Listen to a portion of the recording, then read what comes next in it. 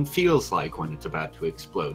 It gets heavier, you hear a lot of crackling, and then boom! It also heats up really quickly.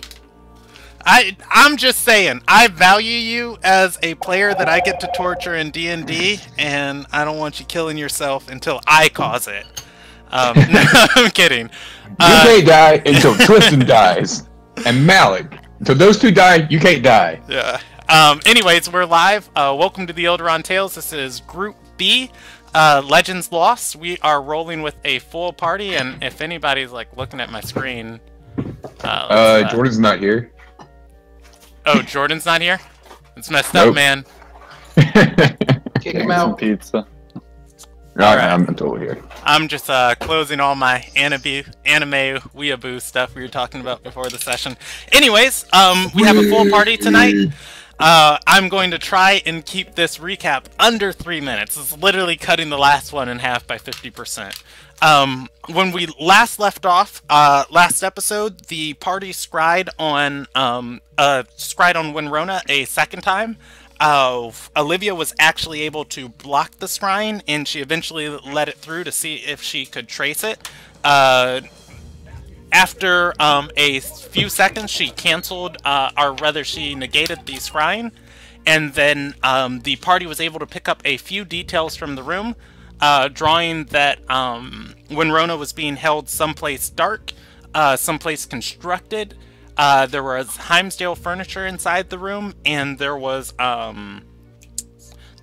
letters on the table on the furniture from a Ilderon high circle that belonged to Genprius Mari. Moving from there into the next morning, Lyra came to visit Effie, saying she just missed Effie's birthday by 2 days. It is the 24th of Father currently, and Effie's birthday was on the 22nd. Lyra claimed that Effie left one of the victims that she has to kill as a Terai alive, and he resurrected as a Terai and began doing what he had to do to sustain his life, and created a chain that caused 322 other people to become Terai. Lyra had hunted down each and every one of them and killed the final one, ending the chain, and fixing Effie's mistake from all those years ago, and that bought her an evening, or one day, to hang out with Effie. The rest of the party went on a shopping adventure, gambling adventure, and then reconvened to stalk Effie on her date just to make sure she was okay. Lyra had been spending that whole time trying to convince Effie to adventure with her again, and was almost successful until Hapelri got in the middle of things and started reminding Effie of all the things she doesn't like about Lyra. From there, Lyra promised you guys the resources you need to go chase Winrona all over the world before Hapelri informed you guys you probably shouldn't take them. You came to the conclusion that Winrona might be being held in northern Ililnagai. However, you're uncertain.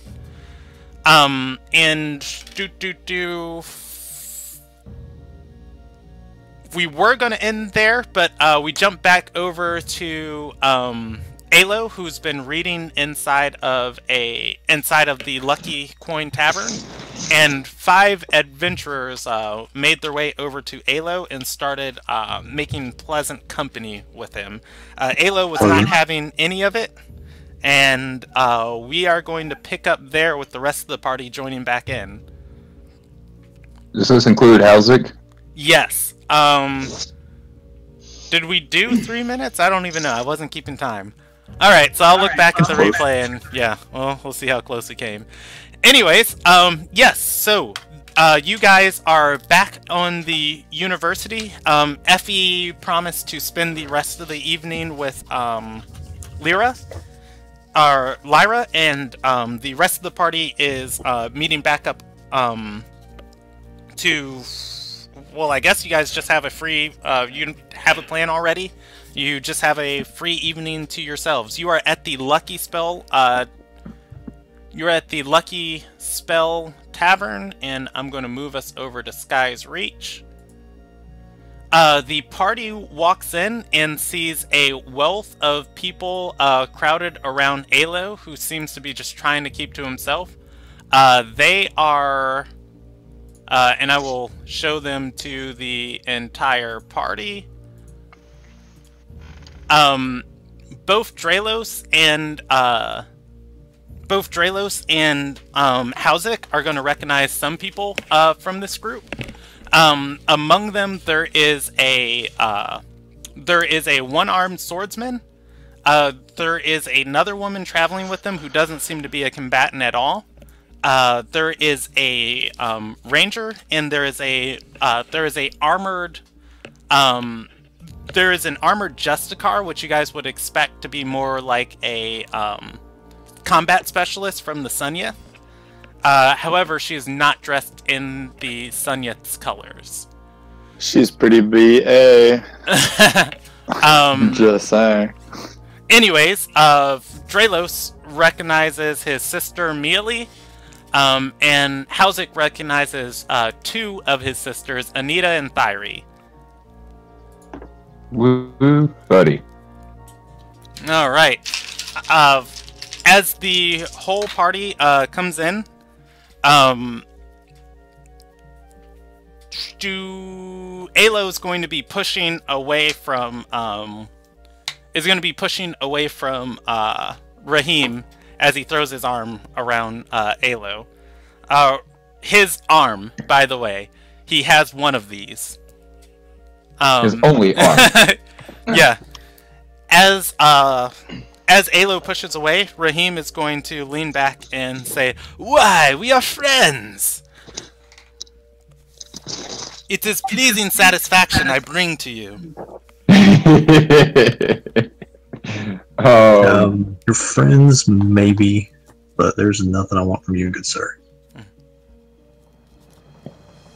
How's this going to chuckle as he walks in? Because that was funny.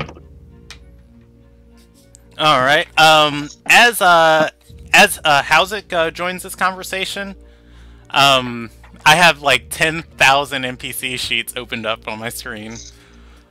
As Hauzik joins in this conversation, his older sister is going to run up to Hauzik and hug him and say, "Hauzik, I joined an adventurers guild."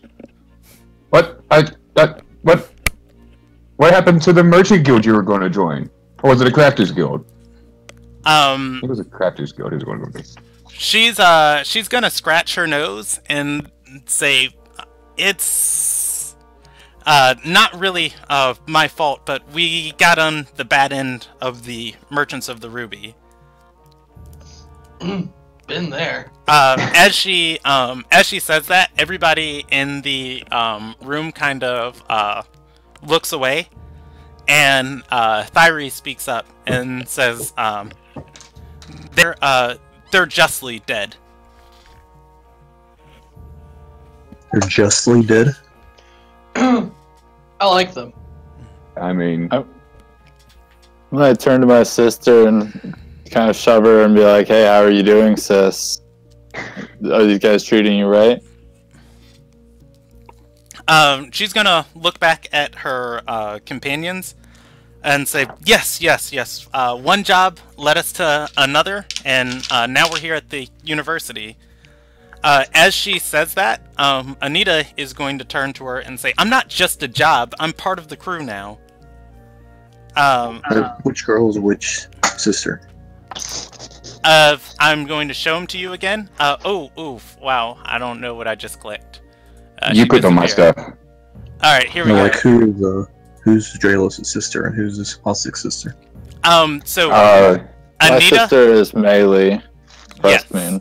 There are lots of NPCs, so I'm just going to keep up with this for you guys. Anita is talking to Hauzik. Mealy, the combatant, who is fully armored, is talking to Draelos. As she said, one job led us to another. Anita, Hauzik's sister, turned to Draelos' sister and said, "I'm not just a job." So, what are y'all doing at the university? Raheem is going to step up and say, something was stolen, yes? It is pleasing satisfaction we come to bring, returning it. Hired we were by Mr. Calgerin.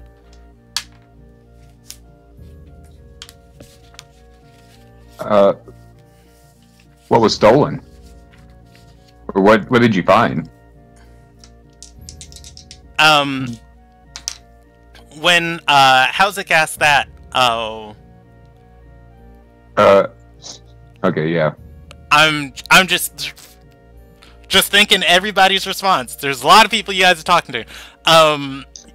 Anita is going to immediately turn and say, well, I hired them to escort me here, but along the way, a position opened up, and I'm now his apprentice. And Thyri is going to stop her and say, Anita, too much information. She looks to Hauzik and says, somebody might have broken into your university. That fire the other day? Oh. Hauzik doesn't know anything about that. Mm-hmm. Gotcha. I don't think... But Hauzik wasn't around when the rest of the party discussed what was stolen, was he? No, you guys got here the day after the fire. Yeah, but Hilperi went to go look at the remains. Oh, yeah. Hauzik, yeah. But Hauzik wasn't there, so Hauzik still didn't know anything was stolen. Yeah. But did we find out what was stolen exactly? Do we know? Yeah, it was a rune. Rune. Yeah. It was a rune with a special symbol on it. With the sign of Ish. That. Okay, I remember the headmaster had it. I just didn't know if that was the only thing that was stolen or not. The headmaster didn't have it. He knew it was stolen and was trying to find a way to either one, cover it up, or two, retrieve it. No, I thought Hilperi And saw then it. Hilperi saw it in her vision, but Yeah. we weren't privy to that. Oh, yeah, we were. Yeah, I was there at least. Yeah, Hipelri saw a note of it in her vision. Not She the saw actual a rune. drawing of it. Now, was that the only thing that was stolen? Do we know or not? I don't think we know. If Yeah, there's more. you guys don't know. That's all you guys know so far. And As you guys if are I'm not discussing mistaken, this, Raheem is going to hold up his this one was hand. Sorry, Brandon. That was out of character because we were like trying to remember. Yeah. Yeah, that wasn't discussing.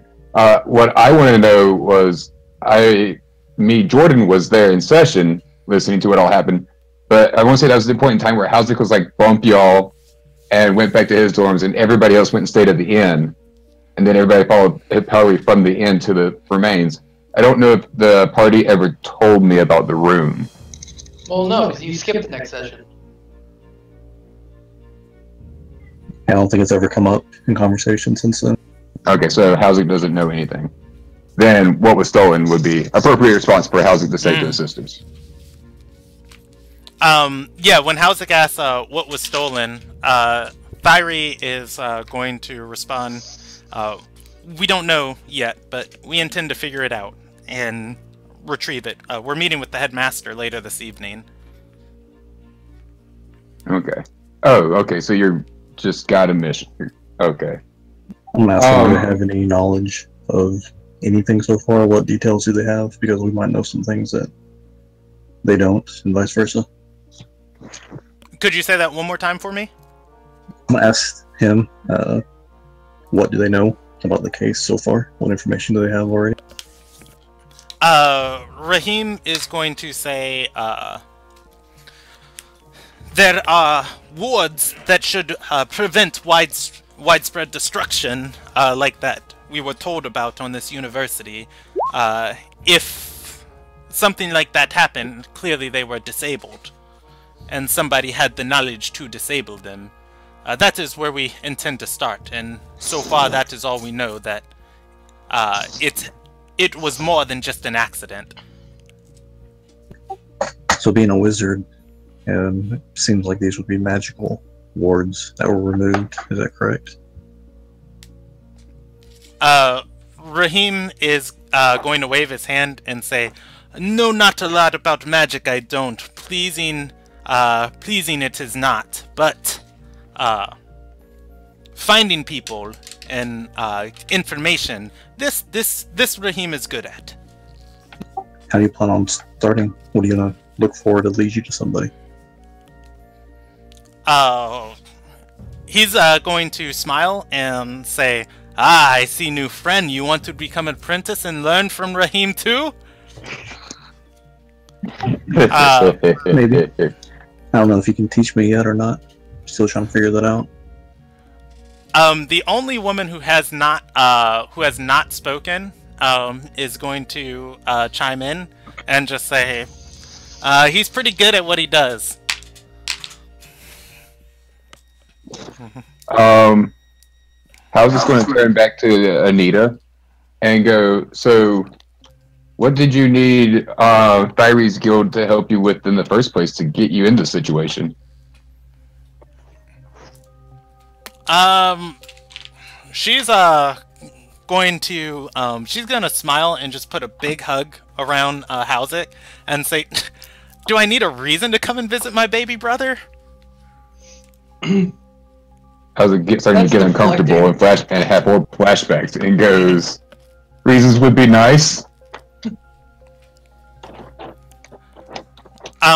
She is As he going slowly to moves a little away. She's gonna continue and say, "Well, when hits started happening on our Crafters Guild, I really didn't trust Oh snap! You never put a original city that they were from. No, I didn't. I'm just gonna roll you a region, 1 through 6. She's oh, and that actually makes sense. She's gonna say, "I really didn't trust Nazendale anymore, and the first opportunity I had to leave, I took it. Thyre and her guild were passing through the city, and I knew there was nobody safer that I could trust." Well, that's true. Out of all of us, I'm pretty sure Thyre has the most combat experience, even though she is the youngest, second youngest. Thyre is going to chime in and say, "We've became justice, and She is the youngest. We've became justice, and there is no and age doesn't limit our skill."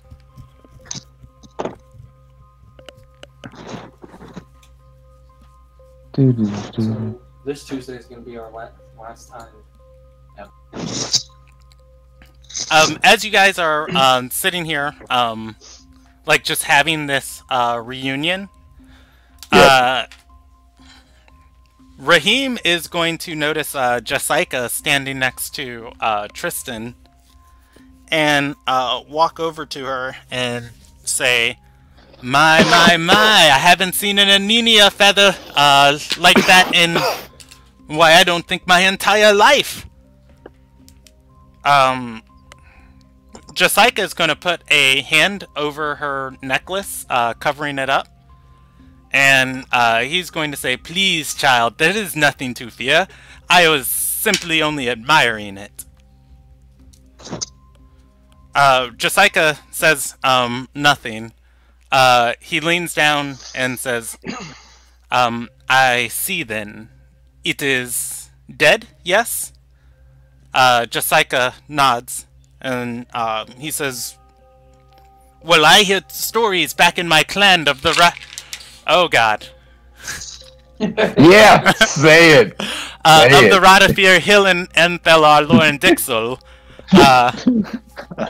That only with the tiniest piece you can bring the creature back to this world. Is true, I believe." Jessica shakes her head and... Let's go ahead and not do that. Tristan says that? Yes. Jessica nods and says, "No, and she's truly dead. I saw it with my own 2 eyes." To everybody else, Jessica looks extremely uncomfortable at this conversation, and Raheem is just going to pat her head invading her personal space and say, "Child, you only lie to yourself. Know that." How's this going to chime in? I'm interested about how this ritual works.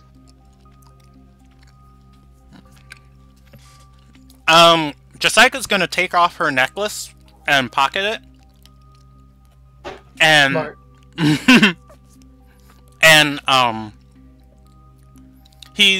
Raheem's going to turn back to is going to turn back to Hauzik and say, in Galkin they tell stories of an Eninia wing named Frost Talon. Is greatest bird you'll ever see, a phoenix of ice and water. That Sounds amazing. is, yeah, that sounds awesome. And he continues and says, they say Beast was once two souls, fighting and fighting, and when they died, they resurrected and rebirthed together to become one.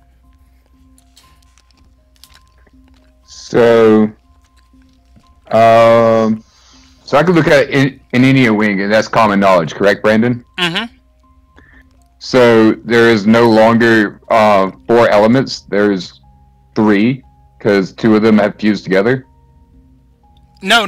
These birds are were once like just there were once hundreds and thousands of these things just roaming the world. They've been hunted over the years. Oh, and 4 confirmed types. Gotcha. Yeah, there are only a few of them left.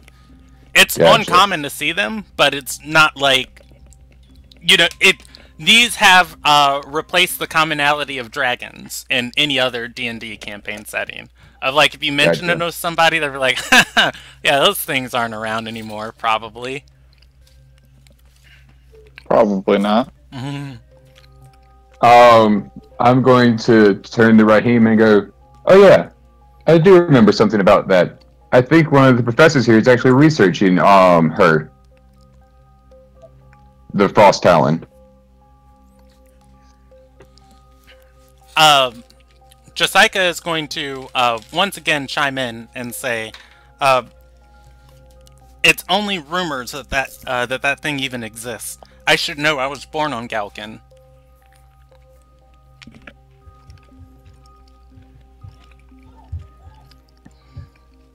So, a wide smile goes across Raheem's face, and he nods and says, "If you say so."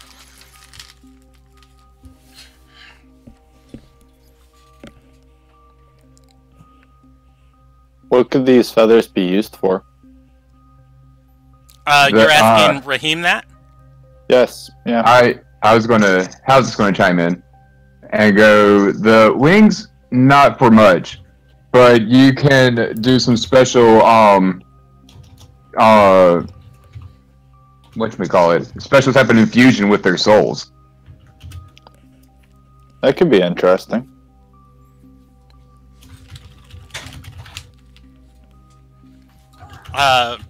Jessica is going to throw a hand up and say, and people hunted them to near extinction because of it.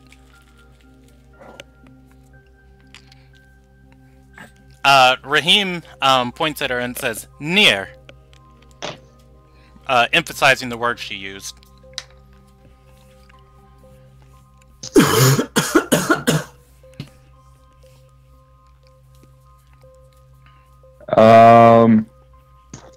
How's this on Raheem's side? Is there really a side? Like, near extinction, which means they're not extinct yet. They still exist, and the ability to use their souls for crafting magical items sounds like a really cool concept. Tristan will remember that. Roman will also remember that. The North remembers. The South will rise again. In 150 years. No.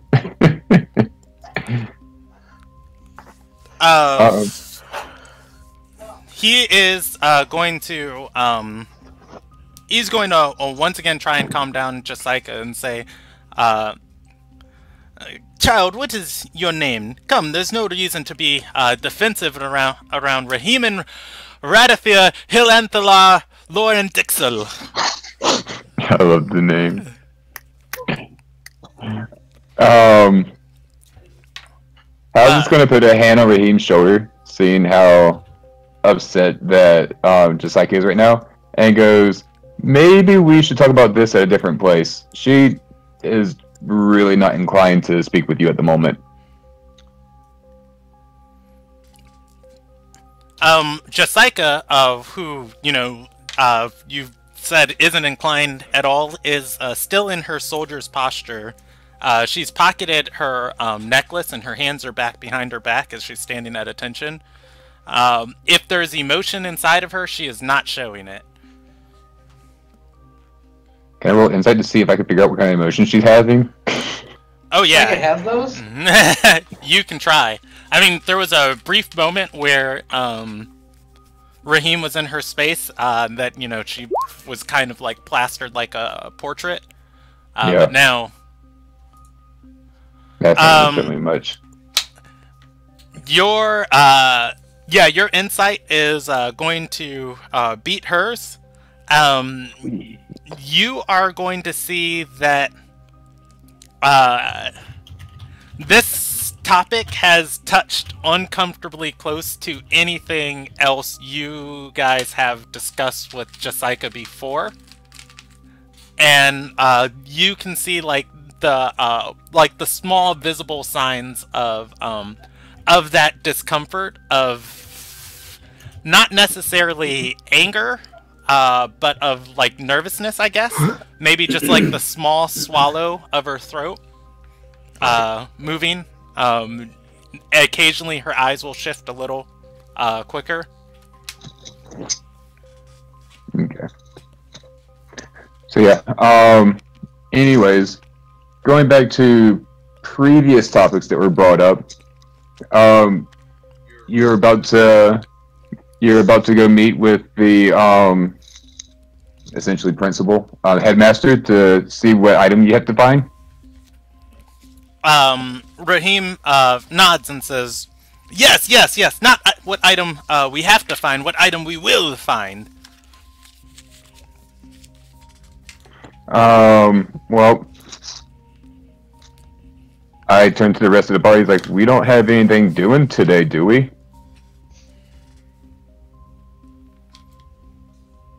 Nope. Not at the moment. Effie can't join us. She's on a date. But yeah, I think we're... I see no problem helping my sister solve a mystery. Ultimately, we probably want to try and make our way towards the Guri and Fort Fire Rise, where we have somewhat of a lead. Wait, where? When scrying, we had the idea of going towards the Fort Fire Rise. Oh, Hapelry is, and this is something that happened at the end of last session, so I don't remember if I mentioned in my recap. Hapelry, you guys asked Hapelry if you should get on the boats, and she said no, saying nothing else.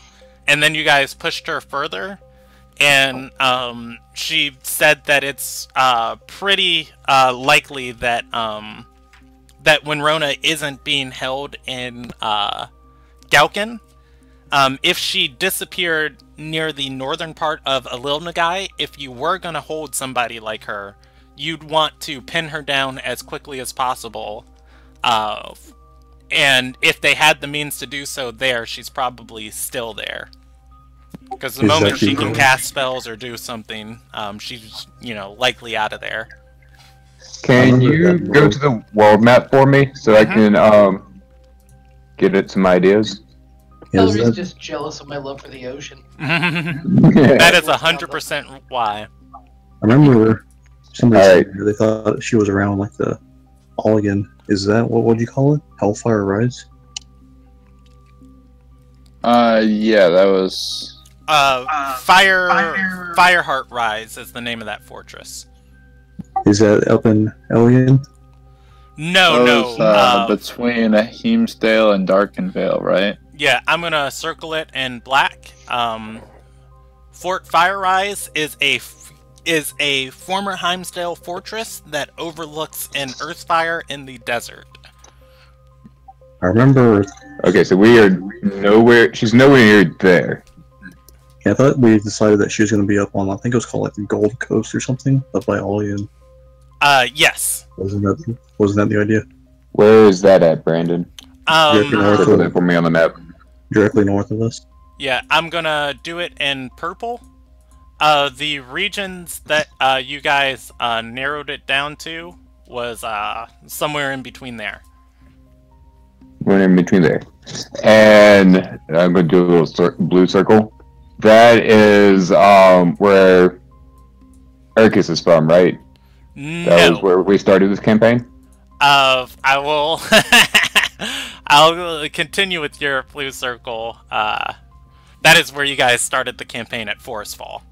Oh, is that where my blue circle where the whatchamacallit was? The big pillar where everybody just stood there housing No, the that circle that you drew is a town called Amirian on the other side of the river. You guys avoided it. It is the city that Lyra Primata's seat of power is based out of. Oh, that's where Hipori wants to go. No, Right. she wanted to go to North Shore, which required you guys passing through Amirian.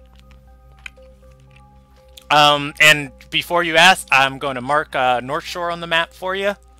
I will mark this one in light. Oh, light yellow is not going to show up on there. I'll mark it in red. North Shore is that red mark right there on the riverbanks. Okay. Important things about North Shore you guys know. The current Sky Queen of Ililnagai was born and raised in North Shore. And Hipelri worships her. Alright. One more thing. Mm-hmm. The town we stopped at with the pillar, with the giant disco ball that reads scriptures to people. You want me to mark it, or are you just commenting on it? I mean, both. You can mark it. It'll help me see, and I was going to comment on it. That's just that town right by us to the northwest, right? No, that town is very far north. That town is let's go with the freehand tool. That town is called Yeah, Old Reldian. Oh, Reldian. And it is actually, let me zoom in real quick and see if I can do this a little better for you guys. Actually, that actually marks it pretty good. You can see on the other map where that city is. That Emirian and Old Reldian are only like a stone's throw away from each other. Okay. Was Old Rodian the last place that what's her name was seen? It was. So it has to be somewhere in that general area. Other notes that you guys learned last session that I'm just recapping for you. Gen Prius Mari, the Ilildorai, who interacts with the lesser races of the world, was also summoned to Old Reldian, and Lyra was tracking why. And Lyra was tracking who? Lyra, the Supreme Light that is that is hanging out with Effie right now, was in Old Reldian tracking why. Okay. So going with that was the last place that why can't I remember her name? Winrona. Winrona. Since that's the last place that Winrona was at, I'm going to assume that anything below this blue, maybe. Line is out of the question. Anything above that blue line's out of the question. The blue dot, no, excuse me. The orange and blue thing we've already checked. red dot we don't want to go to. Is this all in character or out? This is in. I mean, I'm assuming we're. I mean, I got off topic, but I'm assuming this is in character where we're talking about where to go looking. I'm just gonna mention the party, make sure everybody's around. That I have a lot of information on our friend that we're looking for. The Winrona. Say friend facetiously, Olivia. I don't want to mention your name if anybody's listening in, but on her, I have a lot of information to share with everybody that I found while you guys were out, shopping and whatnot. As you guys are discussing this, Raheem is going to signal to his party and say, "Moonlight Company, come, let us go find this headmaster. We have completed job 1, and it's time for us to complete job 2. He points at the party and says, "I know how important it is to plan adventures before you go on them." And he looks to Jessica and says, "Timid one, I do expect that name eventually." He bows before the party and says, "Farewell, we will retrieve you when we have a destination in mind." How's this going to stand up from the table and go, "Sorry, I got completely distracted by other things that had come up previously before we came here"? Raheem shakes his one hand and says, No. We get briefing, it'll be boarding, and then we'll come back here and we will retrieve you. We won't have fun without you, I trust." Yes, of course. It's nice to go on adventures with family once in a while. He smacks Hausick in the chest with the back of his hand and says, "See, you trust too!" Hausick's going to wince a little. But yeah, I trust you. Ow. They walk out of the lucky spell. Each person kind of leaving a lingering glance at somebody in the party. I'm Ailey. Wait a minute. Who's Tyree looking this at? party is not related to anybody. Say it again? I said there's 5 people. Yes. Raheem is probably giving Jessica the eyes. Yes. Hausick's got 2 sisters, and Draylo's his sister. Who the fuck is the 5th one? And who is she staring at? Roll a perception check. It's a 21. You're going to look at this. You're gonna look at this woman who just seems to be kind of like. Well, I'm trying to like describe her without describing her personality because you guys didn't really interact with her. You're gonna see her just kind of look, scanning each member of the party, and her glance lingering on Tristan for a second, and then walking out of the tavern behind the rest of her friends. That was the answer I wanted. So I want to make sure that I know Anita's looking at me. Is Fiery looking at me, or is she looking elsewhere? She's obviously staring Urkus up and down. Yeah. That's what I mean. Exactly what Housey doesn't want. Yeah, they're looking at you with a little bit of displeasure. Rip. What did I do? What did Oni-sama do?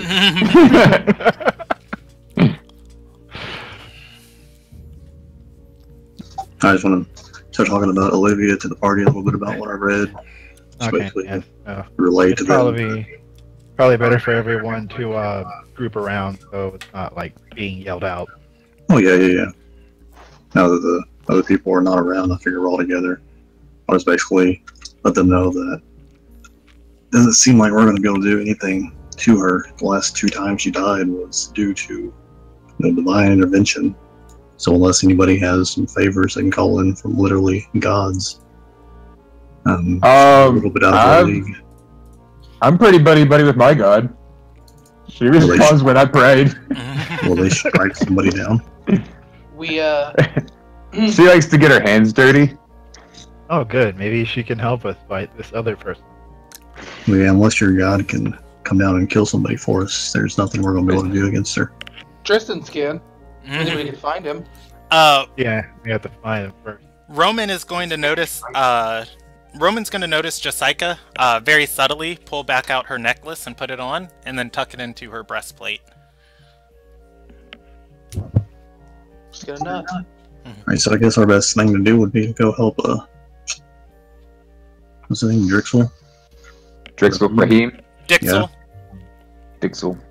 Yeah, because it seems to me like going after... Actually, his name is Radifil blah blah blah blah blah Dixel.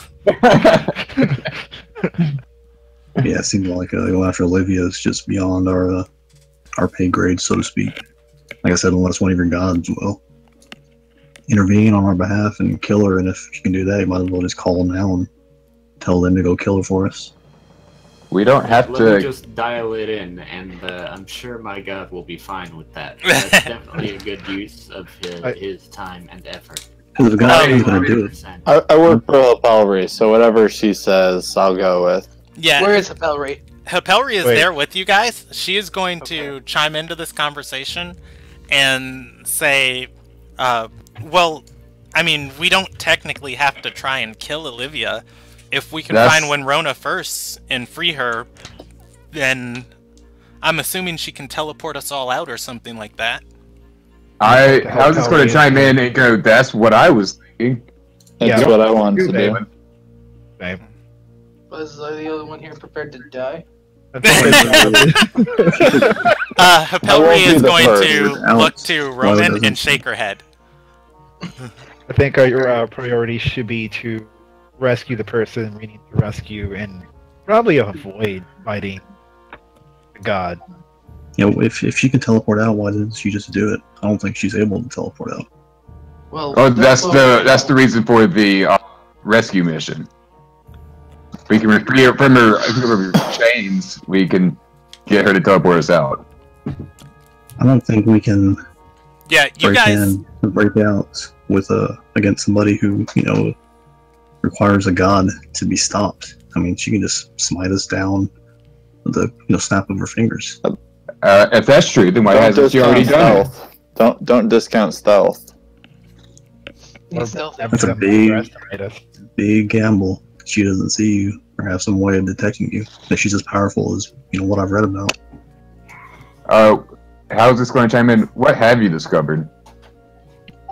Like Well, specifics. He's been killed multiple times, which is pretty well known, and like I mentioned, it was only due to divine intervention. There's been some attempts before that were impressive. In one case, she was plunged beneath the ocean by some high powerful magic, which is beyond my realm. But that wasn't enough. She was able to, I don't know if she swam back or just teleported back from under the ocean. Later she was grounded dust and buried under a Luma guy.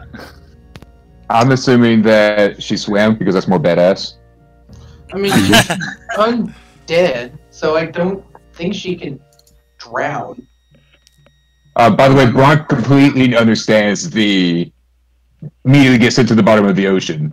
Nonsense. Other than that, she seems to be a bit of a freedom fighter. She's not some just psychopathic mass murderer just for the sake of that. She always seems to have some motivation for evil that she's done. What you're saying is she can be reasoned with? I'm saying she's extremely selfish, and she won't stop at anything to get what she wants. That seems to be the impression I gathered. So That's she's the a impression psychopath. that I get. Let's say it again. So she is a psychopath. She just has decent reasons for becoming one. Yeah, you could make that point, I suppose. You could argue that. She watches out for herself and her own. If you're, you know, one of her kind, if you're a Tirai, she'll split the world in half for you, and she'll stomp on anybody that tries to get in her way. And like I said, only gods seem to be able to stop her. I still believe that our first mission though is to rescue Winrona, so I think we should at least attempt to locate her, and maybe along the way we can find something to one, save her, or to stop Ophelia. Can anybody here appeal to one of their gods? I'm not a religious type, but if you guys can, maybe y'all can send your god to her. I'm not sure what gods are capable of, but I bet they could find her and either disable her powers or just kill her outright. I don't really care what they do, honestly. My But God, I think going in there ourselves would be nearly a suicide mission. I mean, I'll try praying to the one who gave you my powers again. I'm going to kneel down right then and there and do it. Alrighty, go ahead and make me a religion check. Oh, no, that failed. Yeah, what's Howzik saying? Hi, I know we talked recently, and you didn't realize I had this number, but... You found who You didn't realize I had this connection, but, can you please help us rescue Winrona from her grasp? Olivia, or rescue Winrona from her grasps?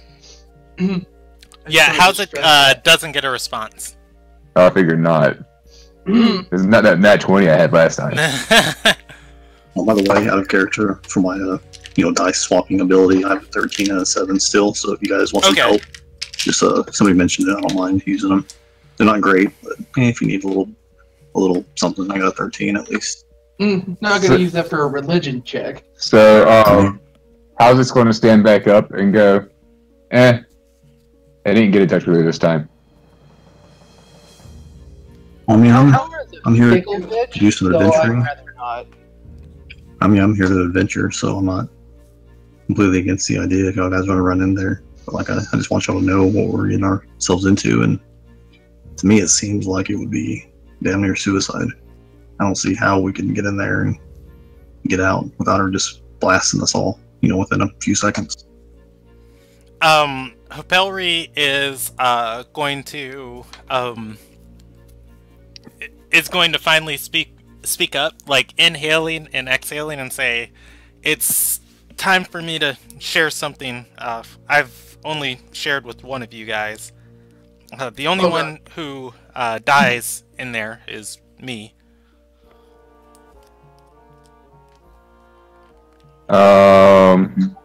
I can't allow that to happen.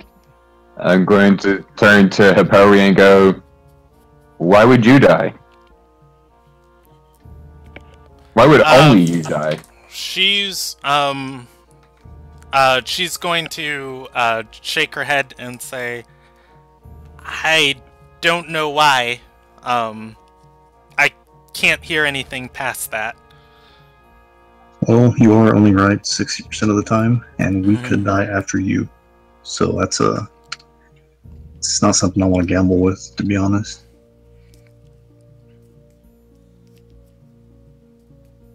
There's your sense of thrill and adventure and mysteries and intrigue. And we might need some allies on this, or an army. We could potentially recruit my sister's guild to help us. Yeah, it's a start. If we could have a big enough distraction, we might be able to slip in there. But just the what if we talk the headmaster into helping us? After all, this is to try and find the old headmaster, or the rightful headmaster. There's a possibility he was involved, because this was beneficial for him. Now he's in power, so I'm a little suspicious of him. We can also ask Ondus for help. He's very knowledgeable about ancient magic. He probably has a thing or two up his sleeve. If we could get a distraction, that would probably be our best bet, because of 5 or 6 of us running in there, I think it's going to be like shooting fish in a barrel for her. Well, we don't even know where she is yet. We're still trying to narrow down where. Which brings me back to an earlier thing I was discussing with the map. In that general area, do we know of any trade routes from there all the way to Himsdale? Heimsdale? Yeah. Do we know of any trade routes from there to Heimsdale? Yeah, all of them would be riverboats down to Sky's Reach, and then from the docks of Sky's Reach shipped across the continent. There are land trade routes to Dockinsdale too. So, Amirian is a prime city that just hits the 50,000 population mark. Not because it's gigantic, but because it's in the center of the country, and there are lots of trade routes coming through it. I also mentioned to the party that I found out the wedding symbol that we saw in the scrying, who it belonged to. It was Genfrius Mori. So now that we know that, we should be able to start tracking them down to see where they live. We might find they have a house, right on that river to the north of us, whatever that river is called. I would suspect they're probably there, but if they're not, I think, tracking down this Genfrius Mori and finding out where he lives. Can you spell that for me? I'll put it in chat. Yes, please. Hapelri is going to nod and very calmly state and say, Lyra said she was also tracking Genfrius Mori. He was in Old Reldian at the same time when Rona was.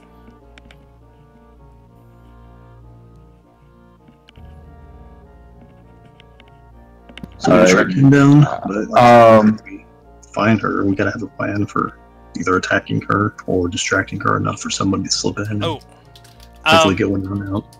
It is actually spelled like that right there. Oh, cool! I actually was closer. I sounded it out. Yeah, he is mentioned on the wiki. In the Rion page. That's the one thing bad about the wiki is if you don't have the spelling right, it doesn't. Yeah. I will. That's why I've been trying to add more things for you guys on here, so you can just see. I wonder, did I make him a character card? Actually, on the wiki, I thought I found his spelling the way I had it, and there was a red link, it didn't go anywhere. I could be wrong, but I think that's where I got the spelling from. So, only one person in this group is going to understand what I'm about to say, because it's an inside joke, but fucking Priuses. Yeah, I think he could lead us to Olivia, and very likely Winrona, but still, we don't know what we're going to do if we know where they are. Until we if he's working with Olivia, maybe he knows her routine and weaknesses. So if we capture him and interrogate him, we can probably figure out, hey, she sleeps at this time, or she leaves during this point in time, and this, that, and the other. You think they're married? No, I think he's helping her, or he's being controlled. One of those two. Could be. I did try to look into some of her weaknesses and the reading, and the only thing that was really a common theme was she seems to be weak to emotional or psychological approaches.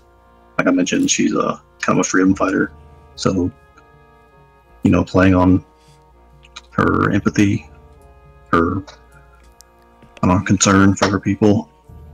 She's not really weak to the traditional fire or ice or things of that nature. Out of character. I wish we had a bard. No. If only we had one of those. If only we had one of those. That would only. It's a shame. None of us have ever rolled up a bard. It's a shame, yeah. What about a bard? Total shame. If my rogue dies, I'll become a bard. What about kill me. help? I guess that was out of character. I'm just curious, what would a bard? A bard, a lot of bard spells and stuff are psych damage or psych manipulation. That's Gotcha. most of their spells. So they would be super useful if you're trying to play mind games with somebody. Gotcha.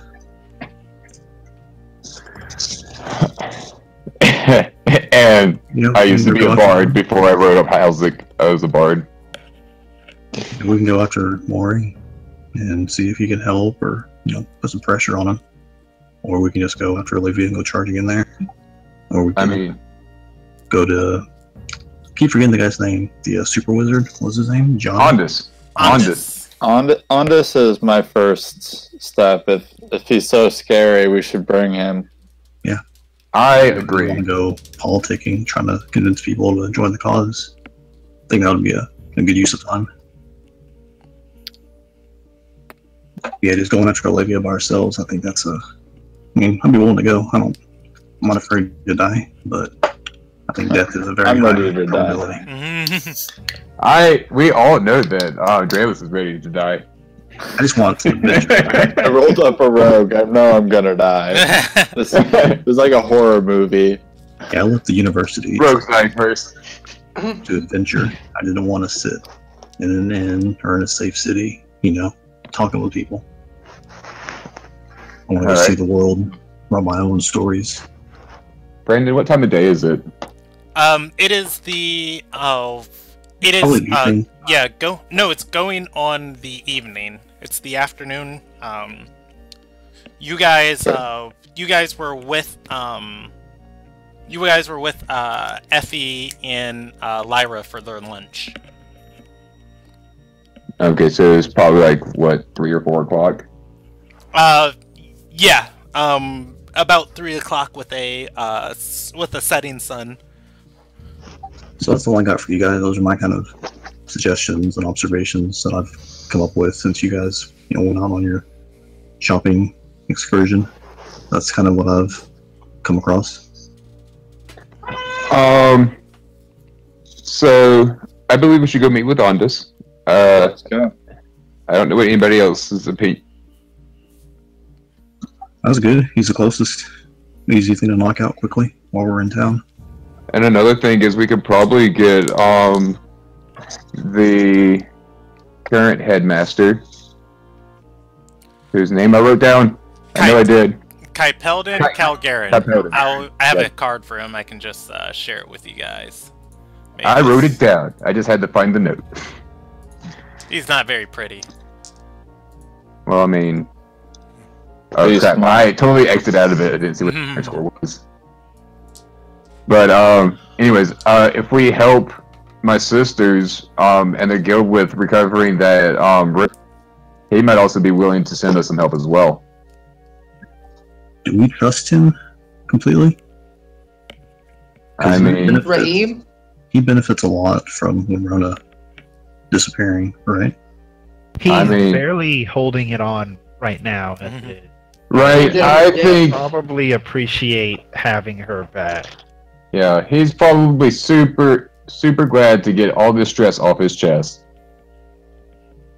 I mean, if he did arrange for this to happen, he might have just, bit off more than he could chew. And didn't realize what he was getting himself into.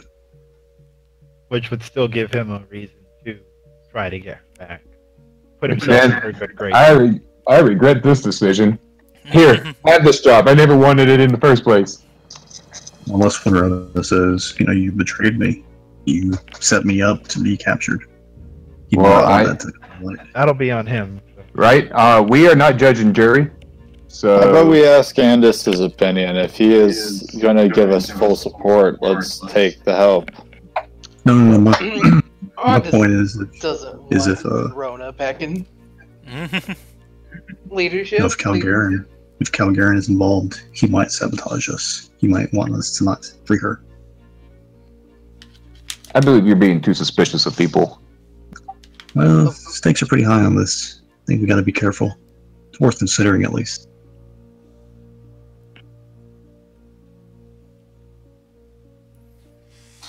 All right. So your guys' decision is to go talk to Ondus? Yes. I don't know if the rest of the party agrees or not. Roman disagrees. Wholeheartedly. Roman going to say anything? I tried to. I insinuated that Ondus is the one that benefits the most from Windrunner's disappearance. Wait, why is that? Because he can't control her. Kaipeldon's overmatched. It's exactly the kind of position Ondus would want to be in. It's what they do. So what is Ondus's role in the university again? You asking out of character, or you asking in character? No, I'm not asking character. He's like in charge of a museum or something, right? Is that all he does? Yeah, he's in charge of the museum that keeps hold of a lot of ancient and powerful artifacts. Jessica is going to speak up and say, before we met you guys, there was a den of terror we had to wade into, and he started casting spells into my mind, and as soon as I did what he told me to, he teleported to us, and she gestures with her hands and says, destroyed the entire place, and everyone inside. He works for an organization that really doesn't like other people knowing they exist. Which organization is that? Silver Sigil. The Silver Sigil. Also, kidnapped a sage and fucked his brain up. Well, they fucked his brain up because he was kidnapped, because they didn't want him to spill secrets of what they made him do. And he also vaguely threatened us with brain warp. Yeah, that too. Jessica's going to add, he did also invite us to his organization too. That too. Oh, Brandon, I have an added character question. Yes. The 3-dot puzzle that Howzik got from Ondus, yes. Is that something that I'm, Jordan, am supposed to be able to solve outside of this? Or... it is something you can tackle with any means of you feel is necessary.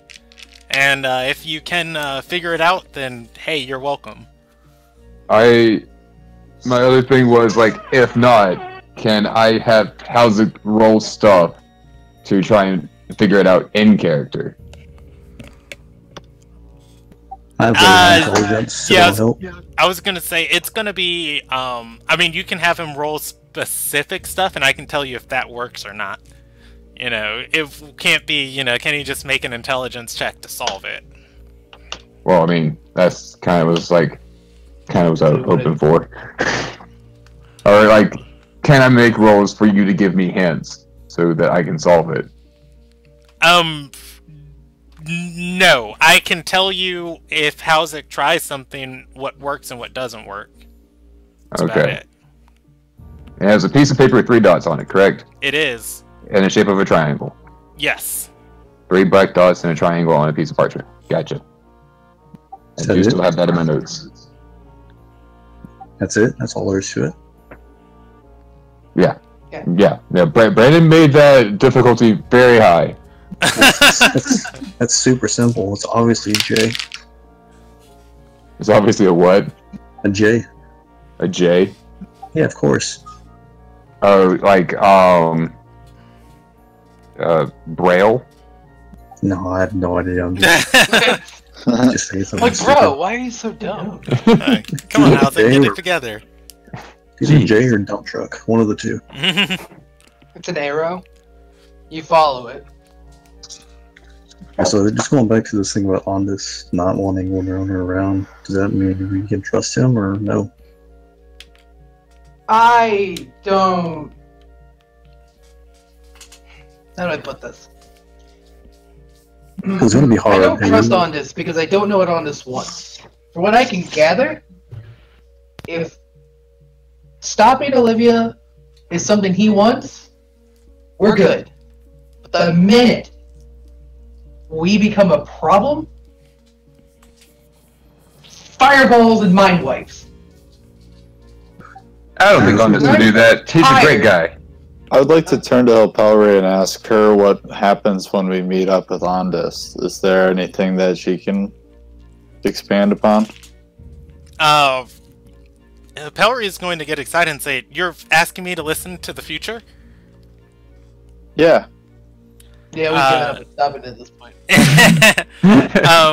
She is going to stop for a moment.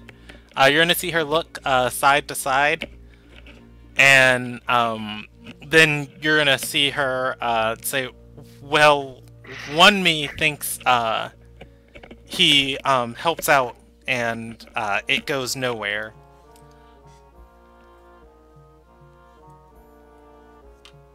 I was waiting for another me to say something.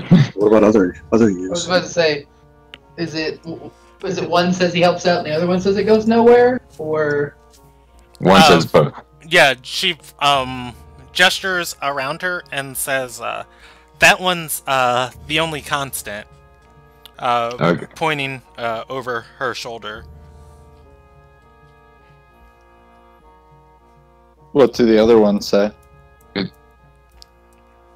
Anything good? About Andis, she is going to say, well, you see, it's hard to know which one is right, because there's me's that never even talk to Andis.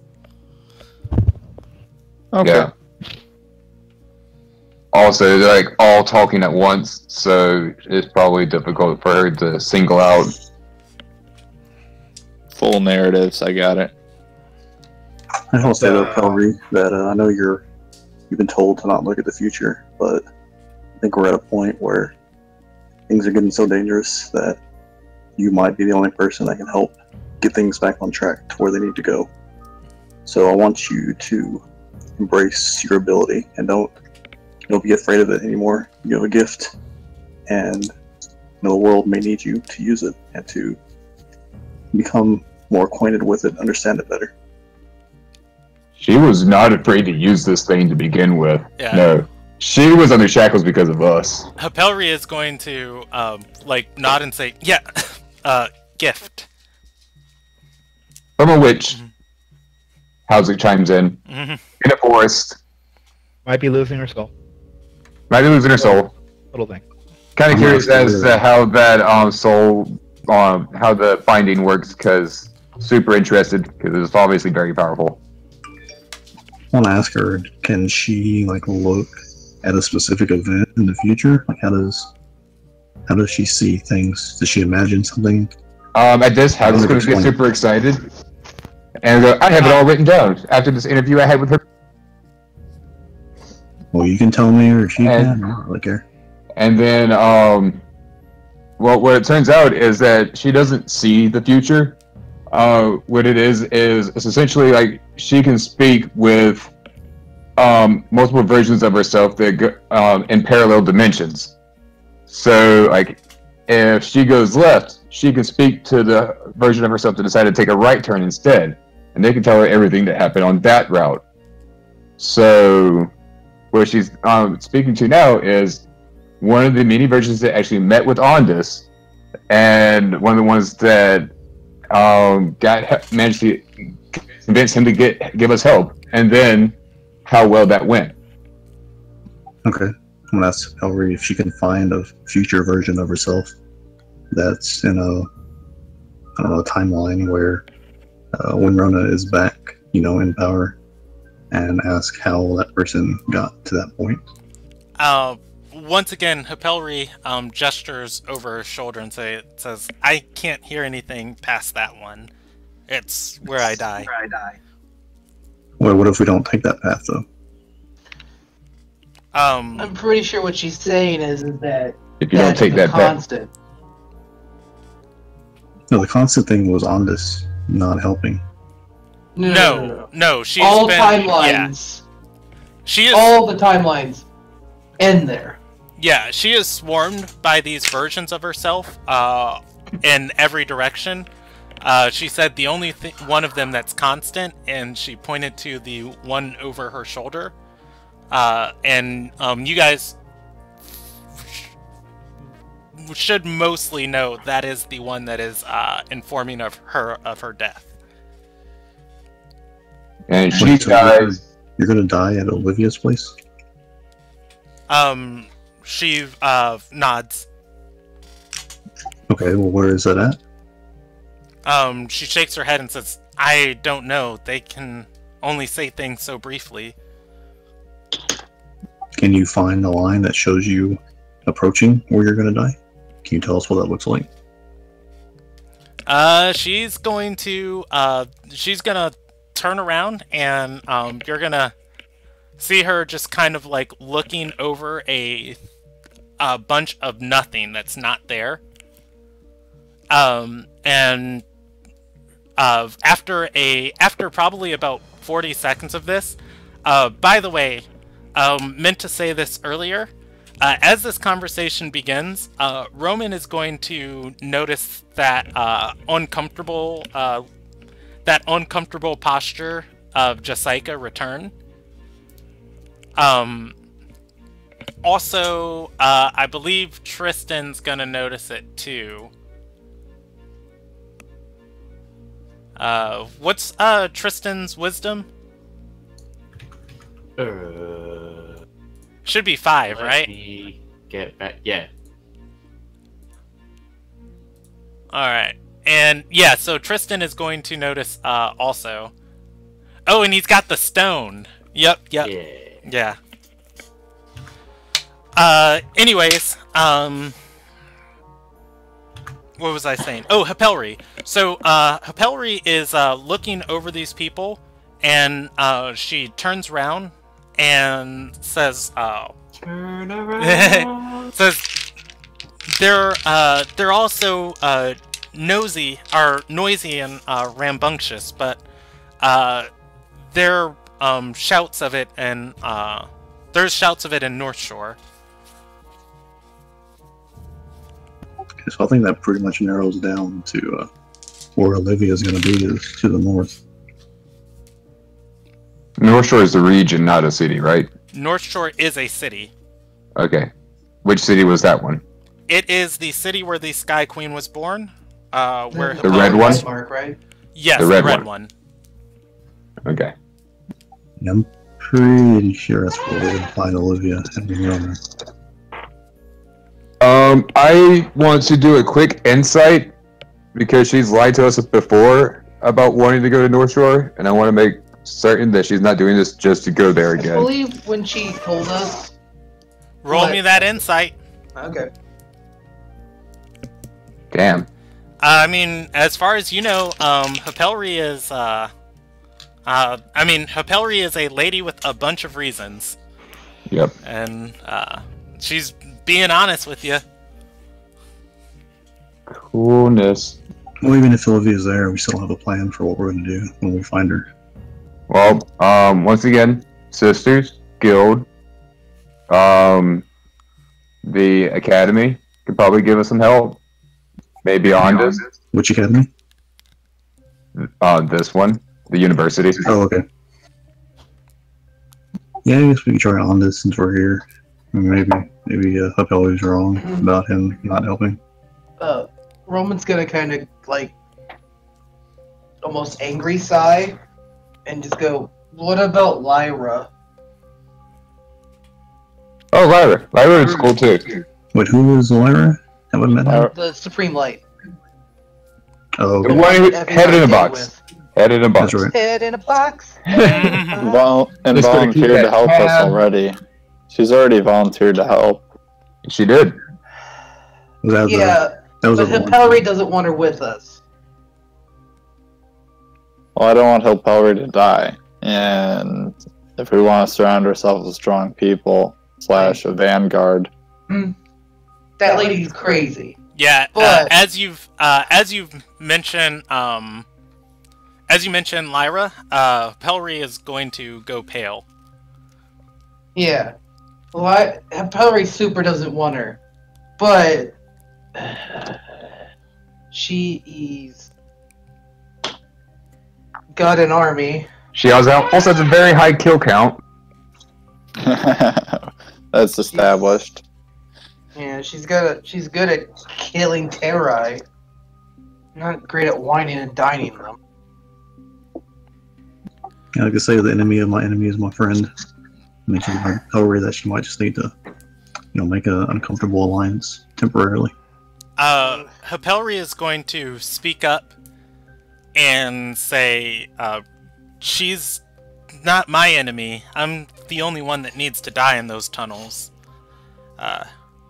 Tunnels. And she's, going to go quiet. and kind of look away from the party and say, "You shouldn't bring Lyra." What tunnels? Well, Hillary, I don't believe in fate, so you might see yourself dying, but nothing's written in stone. Have some, have some faith. Says the other fortune teller. And more about. Hapelri is going to say a very broad statement to the group, and just looking to each person and say, "You guys know there's rarely any secret you can keep from me. Whatever. I already know most of them as they're being shouted at me."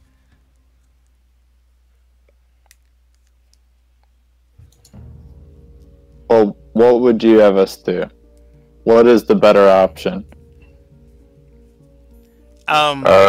She's going to say, Lyra kills one of you guys down there if you bring her. I've heard it. And it's like, check that. What a shocker.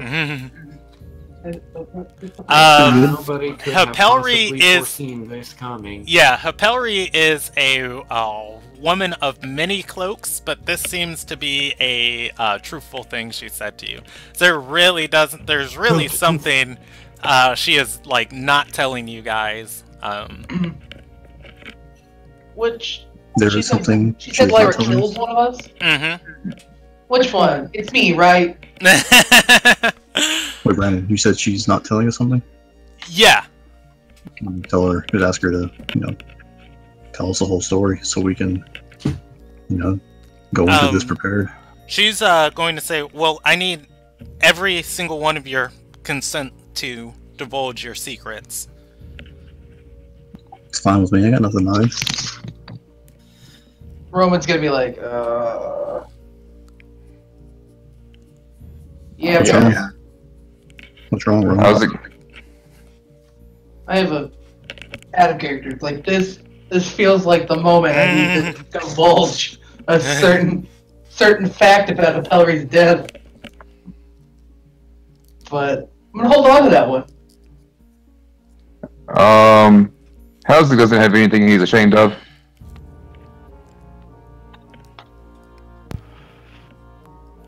I know. Dralos is fine with it. Oh, what's Tristan say?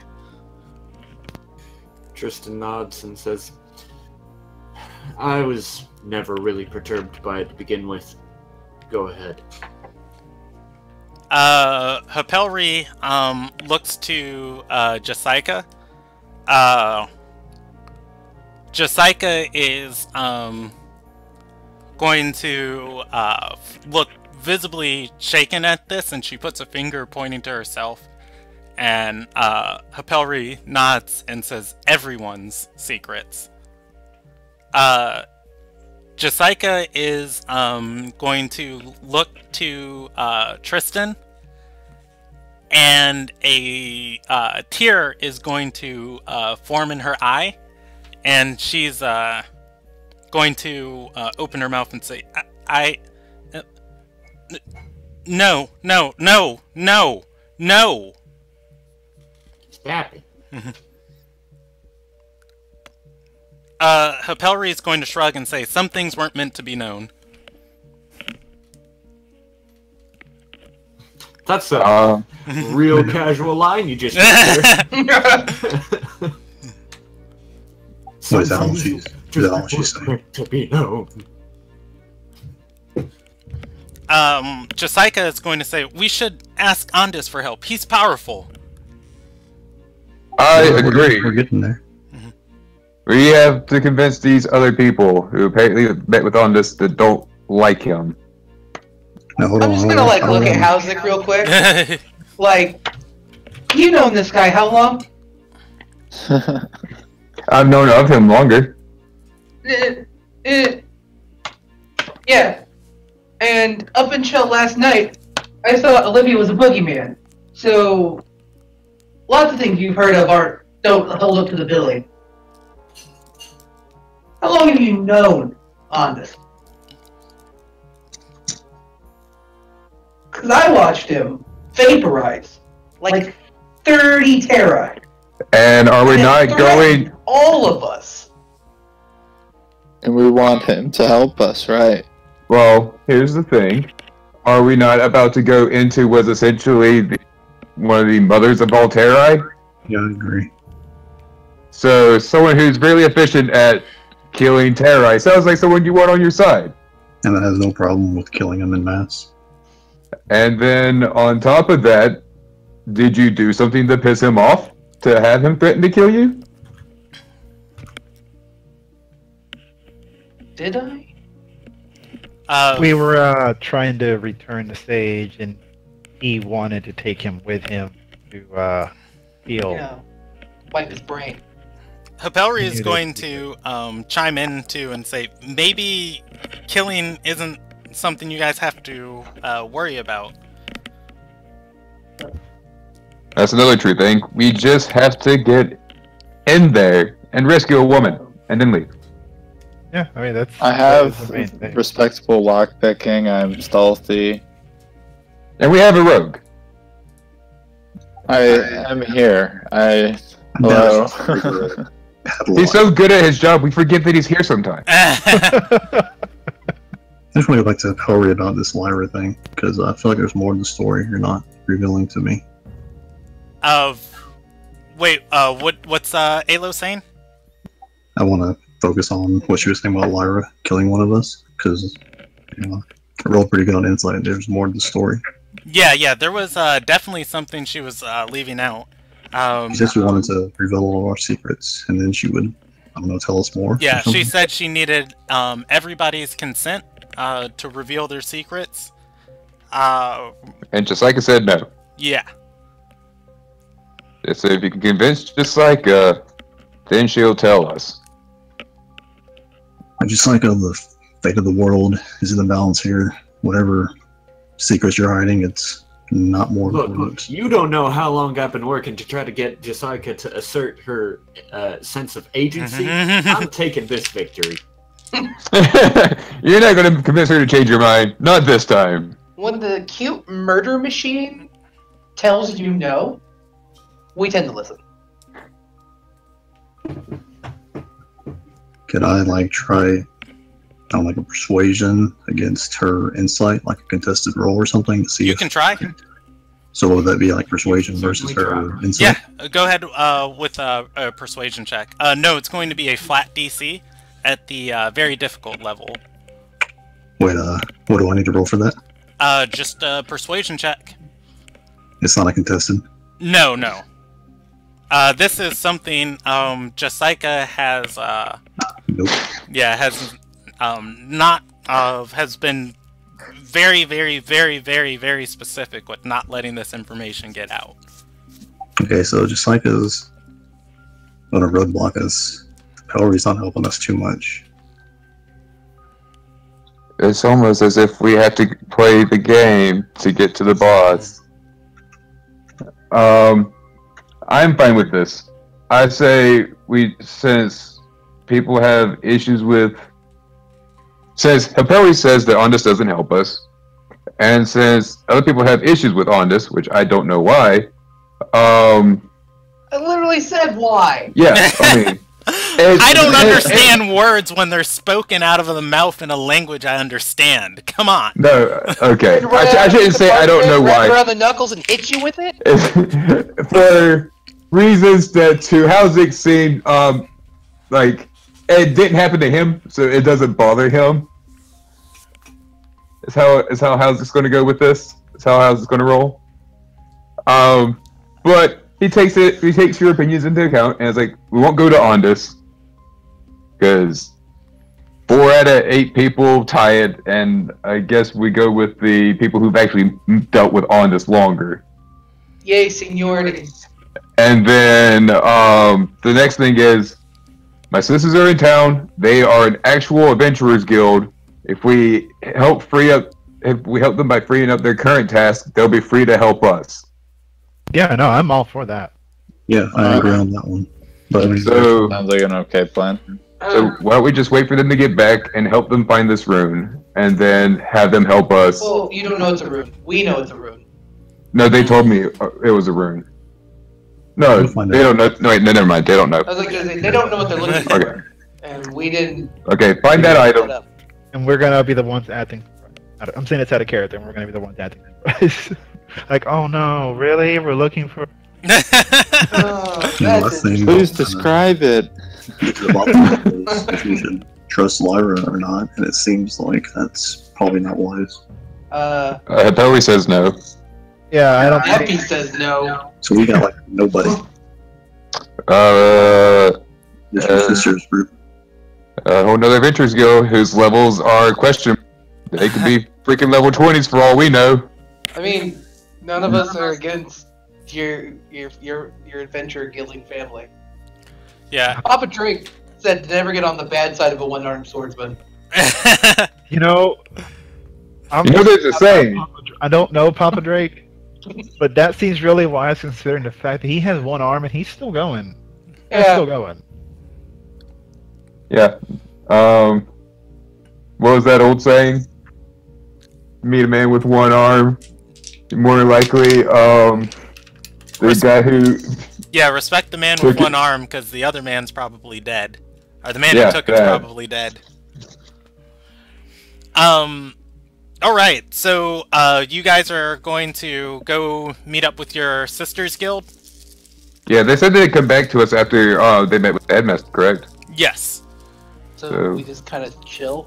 Okay. So just kind of kill. I'll just pull out my dice while I do this and roll those around. Take Urkus to the side for a moment. Okay. As this is happening,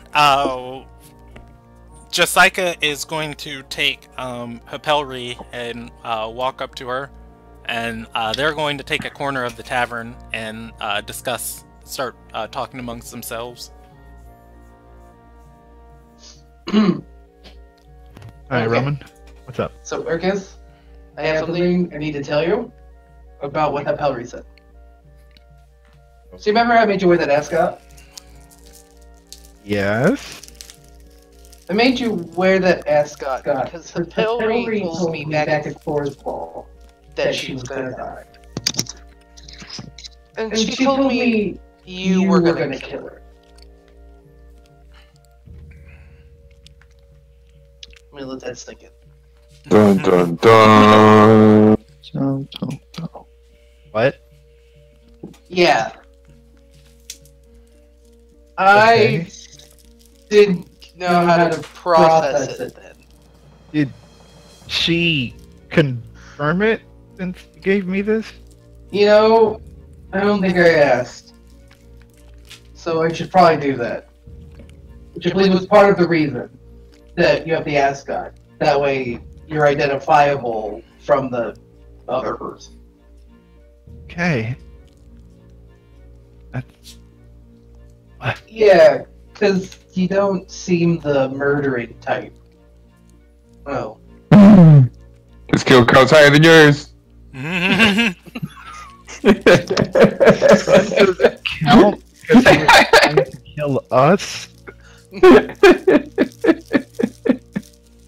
I really hope this doesn't turn into her turning on us. Yeah, I'm not sure, you know? There's so many ways that this could end up happening.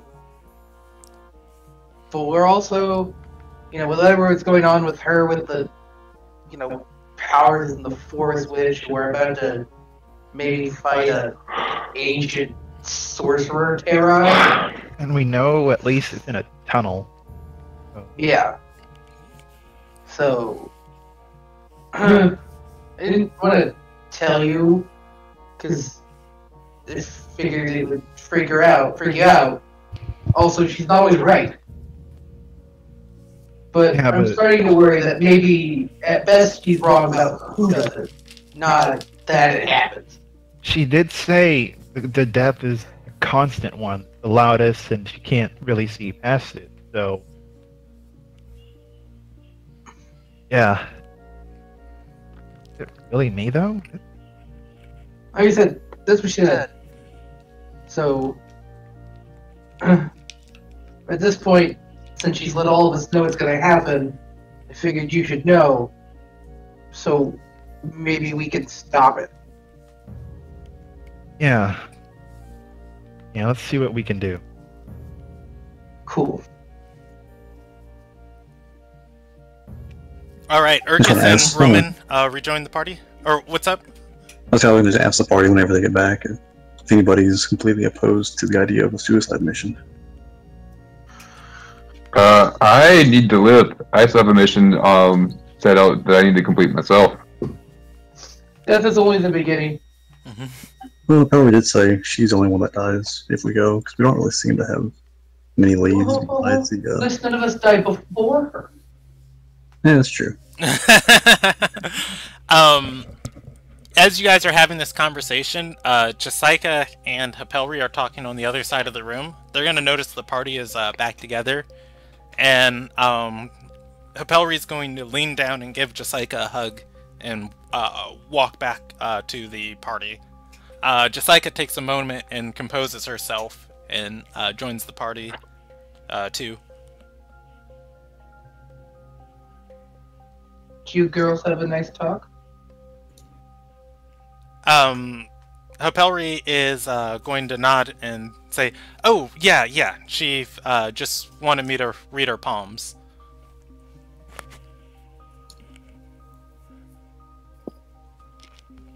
I like how nobody even insights her lies anymore. I don't know if I believe that. I'm numb to Hapelri's life at this point. I just don't want to But I probably believe it. I don't want to just insight check everything though. I feel like that's all I do. It's an 18.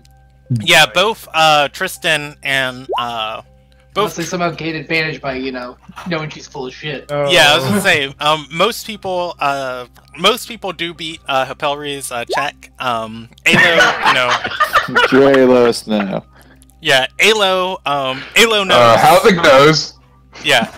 Alo knows, like, oh, it's very interesting knowing your future. The rest of the party is going to gander. There is something definitely Hapelri was going to share that Jessica does not want you guys to know.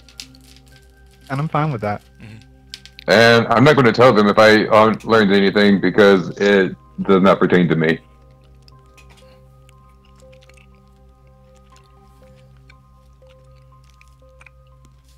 Well, at this point, if we want to meet up with anyone, we should just chill out and wait for the Adventurers Guild. Agreed. I was actually going to have Urkus go and buy some armor because he has been wearing the same thing since Art of Sarai. All right. It's Gen 1. Is he looking for? It's Gen 1. Is he looking for magical armor or? I like to browse the magical armor they have. Ooh, Halsik wants to go.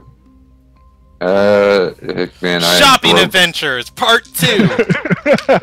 They only got help with Jordan. They only got help Hellry done last time.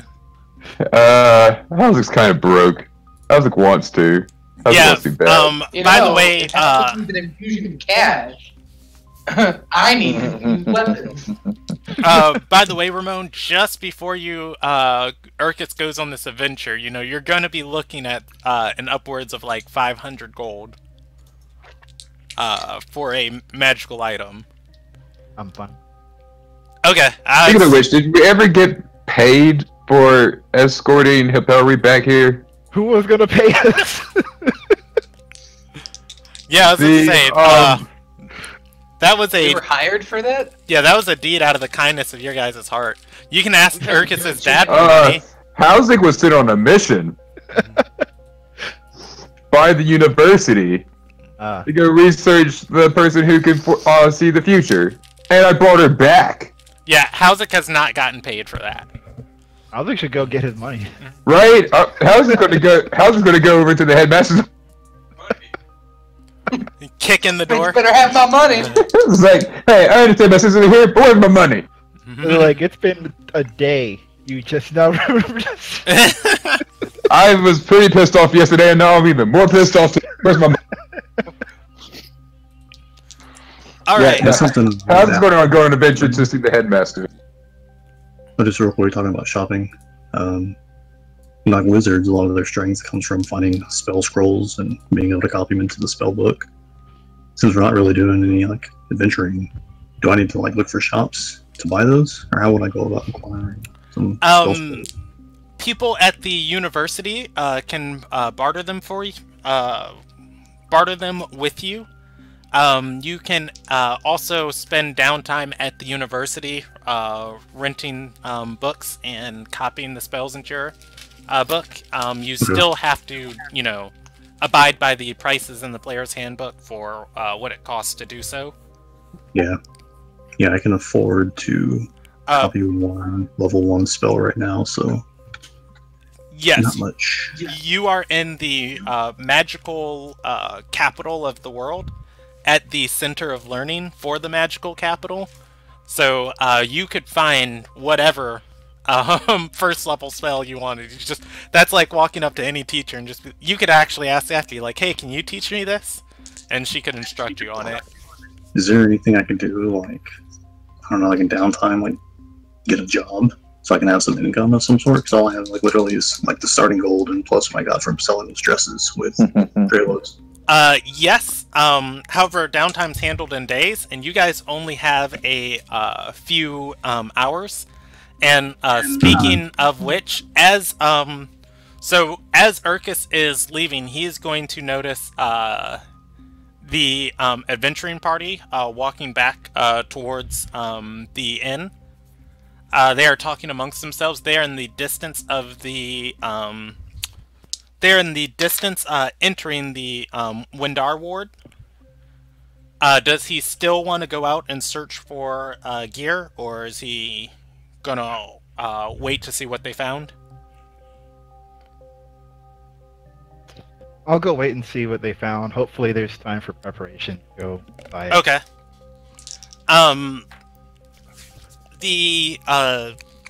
As they walk by Urkus, Raheem is going to throw his arm over Urkus's shoulder and say, "Come, nameless friend, with the timid nameless child. We have work to do. I am Raheem, and you are, yes?" I'm Urkus. I was about to go up buy some new armor, considering we were going to help you. I prefer to be prepared. He shakes his head and says, there won't be fighting. They see Raheem and they run for the hills. Never hurts to be too careful, though. We'll be leaving immediately, or will I have time to prepare after to meet with the rest? He points towards the street and says, we gather your friends and then we go into the city. Sky's Reach is grandest place in the world. Should be fun. Oh, so we'll be looking here in Sky's Reach. He nods and says, inside job has to be done inside. Raheem very wise. Raheem very wise. Raheem very wise. We agree. Very wise. He kicks open the inn door, coming in with Urkus under his shoulder, and says, "Friends, I come bringing pleasing satisfaction." That's Urkus. He looks at Urkus and says, "Yes, this is right. A name I have learned." He's not pleasing satisfaction, though. You're using the wolf thing against me now, aren't you? As you say, that's Urkus. He's going to look to your party and say, "And is this one ready to share her name? Is great pride we take in Galkin in our names. Why, I am..." And I'm going to open this. Raheem Radifil Hilenthalar Holoran Dixel is a name I speak proudly. That was a long name, sir. Samuel, nice to meet you. He removes his arm off of Urkus' shoulder and shakes yours heartily. Alrighty. He points to the woman who nobody in the party knows and says, "Tessia, Share your name with friends. Show them his good faith. She gestures with only one hand and says, "You just said my name." He shakes his head and says, "Is more proud if you speak it, though." She nods to the party and says, "I'm Tessia Oracle. I keep these fools alive." I'm so sorry. I feel you. That's what Tristan does.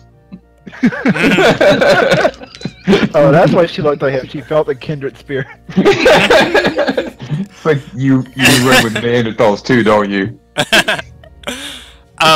As this is going on, Hapelri is going to step forward and curtsy and say, "I am Hapelri." He says, "And you have no family name?" She shakes her head and says, "This is very strange. Are you a member of the Risen?" She shakes her head and says, "Not yet." He says, "Is no matter. You can be a Dixel too. I welcome all to my family." I love her having to spell out her whole last name now. He turns to Jessica, and before she can even say anything, or before he can even say anything, Jessica says, Jessica Veda, Jessica Veda Soulheart the Redeemed. He Wait, dick measuring contest? that is Jessica's full name. He is going to smile and say, see, it's not that terrifying, is it? I don't bite." He goes to shake Jessica's hand too, and does so very eagerly, and he looks at Tristan, who I don't believe has said his name. Tristan will roll his eyes and then say, "Tristan Phylance." He shakes Tristan's hand too very vigorously and says, "Where I come from, your name tells you the stories you have been born with, and what your ancestors have done before you. It's a very good thing to share with friends when you are trying to get to know them." Tristan squints at him and says, "Where I come from, a name is a name." Forgive me, but a name is less indicative of the tales behind one's deeds and more just something to refer to someone as. He is he's gonna like rub his chin at that. Says, "I see you will do great things, and your name will be spoken by many, and your name will become more than just a name. It will be legend."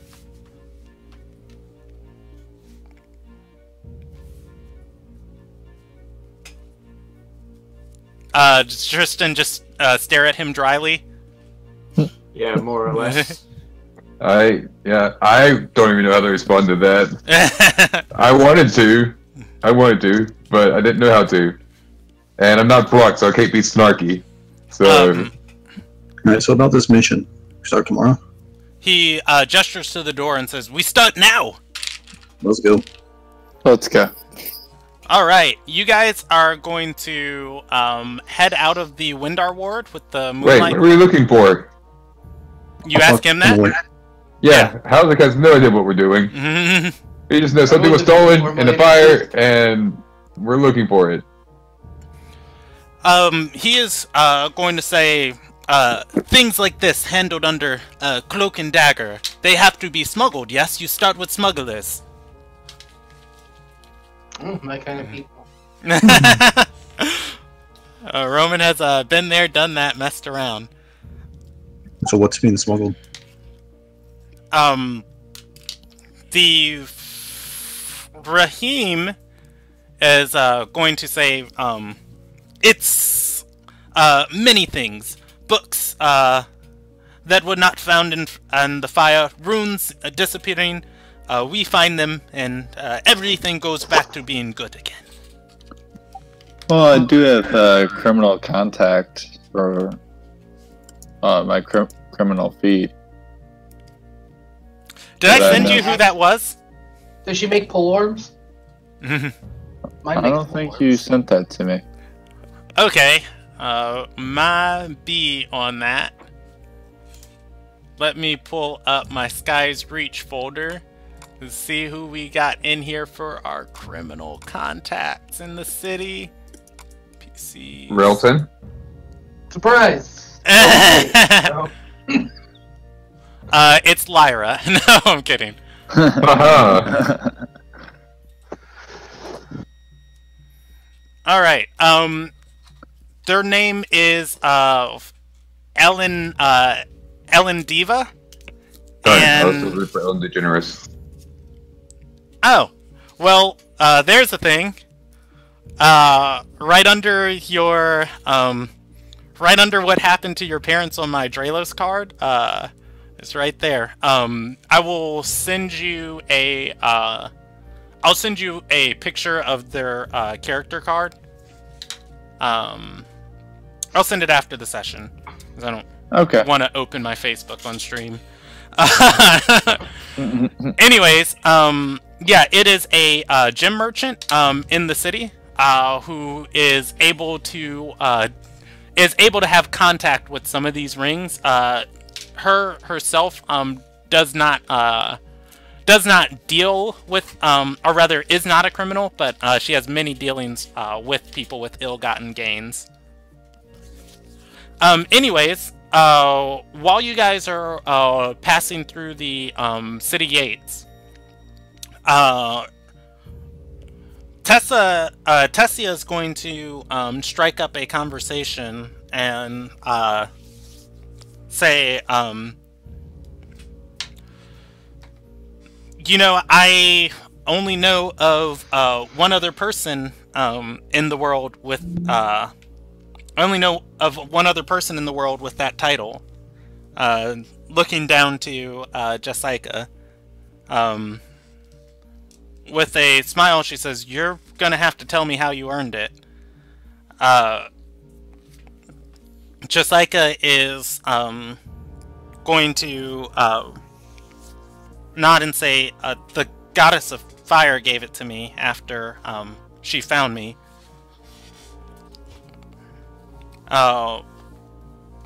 Tessia is going to whistle and say, "Big friends." She says a whistle? No, she whistles. I whistled. I just wanted to make sure I clarified that I was whistling, so you guys just didn't hear me, like, blowing into my mic. And then she says, "Big friends." She, well, I don't know. I'll go back and look at that, but I don't know if my mic can even pick up a whistle. It did. Okay, cool. You guys got that? Alright. Yeah. That's just something I need to know in the future. That was clear. I apologize. No, that's fair. That's why I note when I sigh. I'll ask Raheem what he plans on doing. Does he have any leads? How's he going to approach this? Raheem is going to say, I approach it with the same way we approach everything. You scare the piss out of them, you don't need to fight. Who is them? He, Everybody. yeah, he gestures forward and says, the smugglers who want to keep their heads down. You know who they are? But we're going to go find. Yeah, he shakes his head and says, not yet. I mean, are we going back to the scene and looking for clues, or are we going to ask people questions? You know, what's the approach? We're going to go to the ugliest looking area where the shadiest people are. We're going to go to the one who has the shiftiest eyes that sits in the corner by himself. We're going to grab him by the back of his neck. We're going to slam his head onto the table, and then we're going to lift it back up and then ask him what he knows. Yeah, as Howsett says all of that, Raheem is going to say, oof, I filled spot too early. Clearly you are the better of the Nevens. Anita is going to say, "Hey, I'm learning."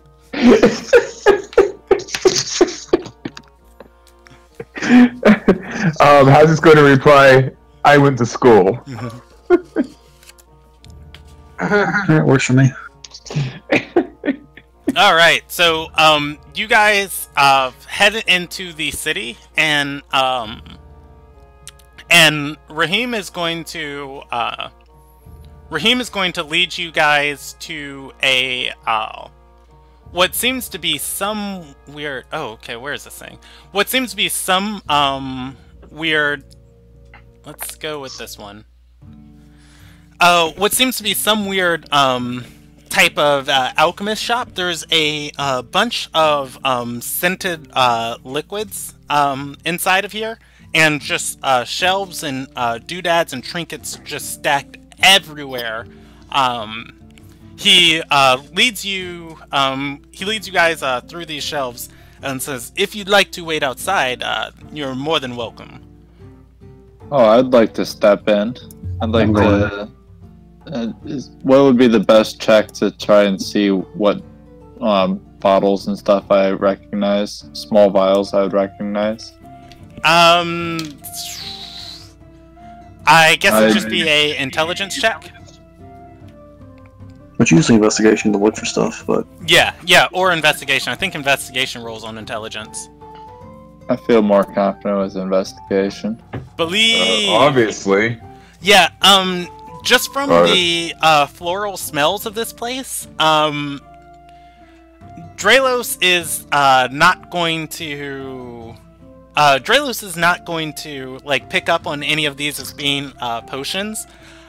He would probably pin it closer to like aromatherapy or something like that. All of these have like different scented, like you can smell lavender. Are there any that might be valuable? This whole place is probably somewhat valuable. How's this going to go wherever his sisters go? So if they decide to wait outside, he will also wait outside. Okay. They're going to post up at the door as this is happening.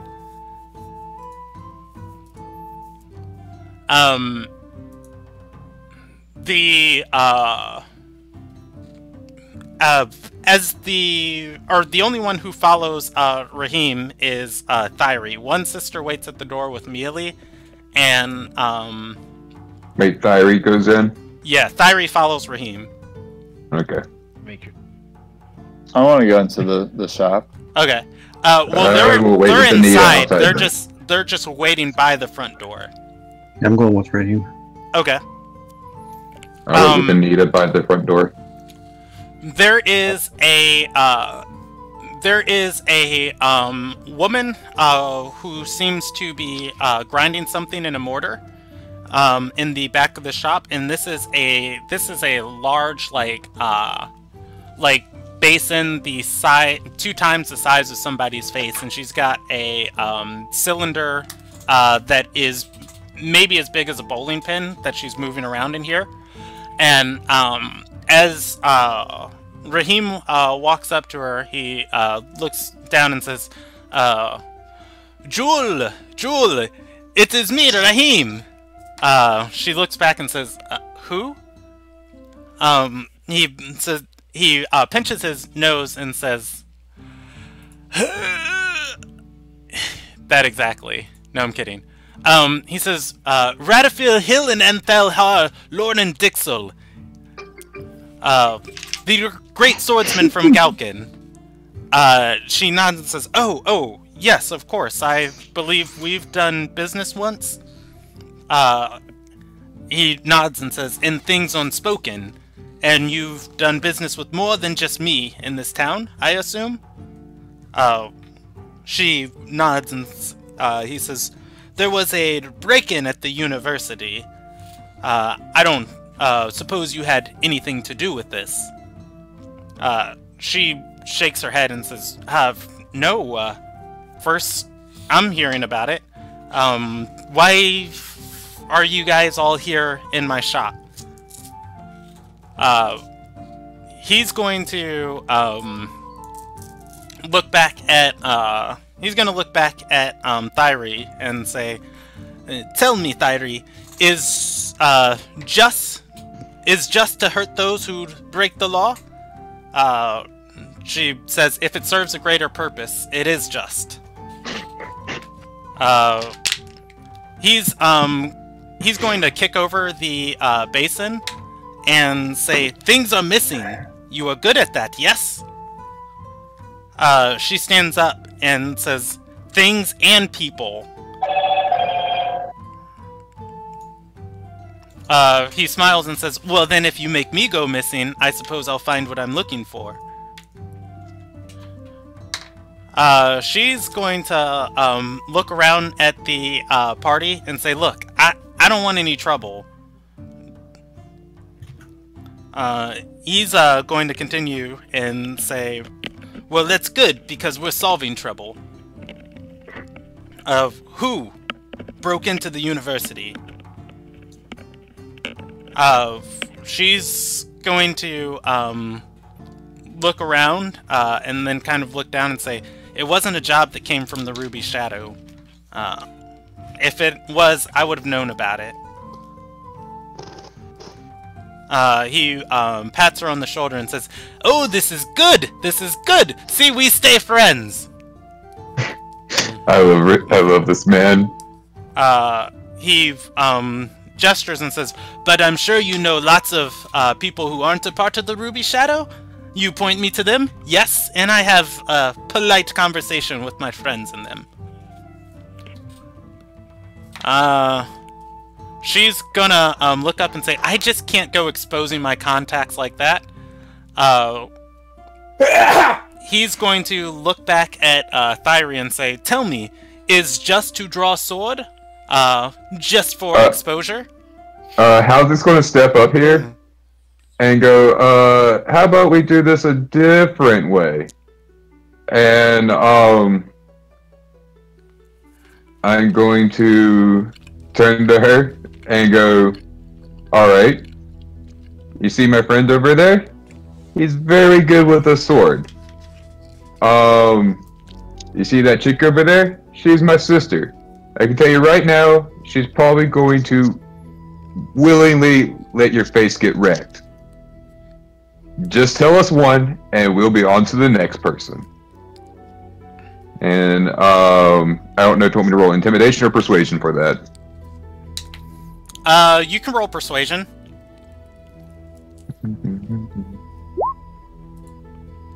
That is... Damn it! Yeah, that's not gonna hit heavy. Do I have advantage because he's threatening? Can I sneak up behind her and put my dagger to her throat? You can. You don't even have to sneak. You can roll an intimidation check on that one. I'd rather sneak. My intimidation isn't that intimidating. Well, here is the thing about 5th edition. If you are trying to do an action with a different type of thing than that action would normally be done with, you can substitute the ability score you're rolling it with. So you can have your attack roll to, hold your dagger to her neck and just stop short of it, serve as your intimidation check, and you'd add your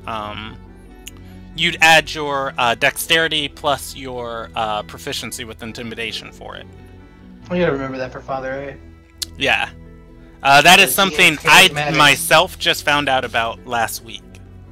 So can I just do a dexterity roll and then add my... It's your dex modifier plus what you just rolled. I'll just use what you roll and add your... I'm going to use what you already rolled and add your dex to it. So what's your dexterity?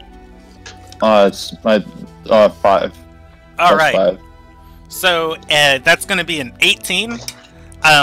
You are going to come up behind her and then just pull out this dagger right at her neck. And before you can do any other action, she whelps, and Raheem puts a hand out and says, No, no, no, no. Before we kill her, we need to make sure it is just. He looks at Thyri and says, "Is it just if..." And before he can get out the answer, Joel says, "I'll speak, I'll speak, I'll speak." Well, good cop, bad cop worked.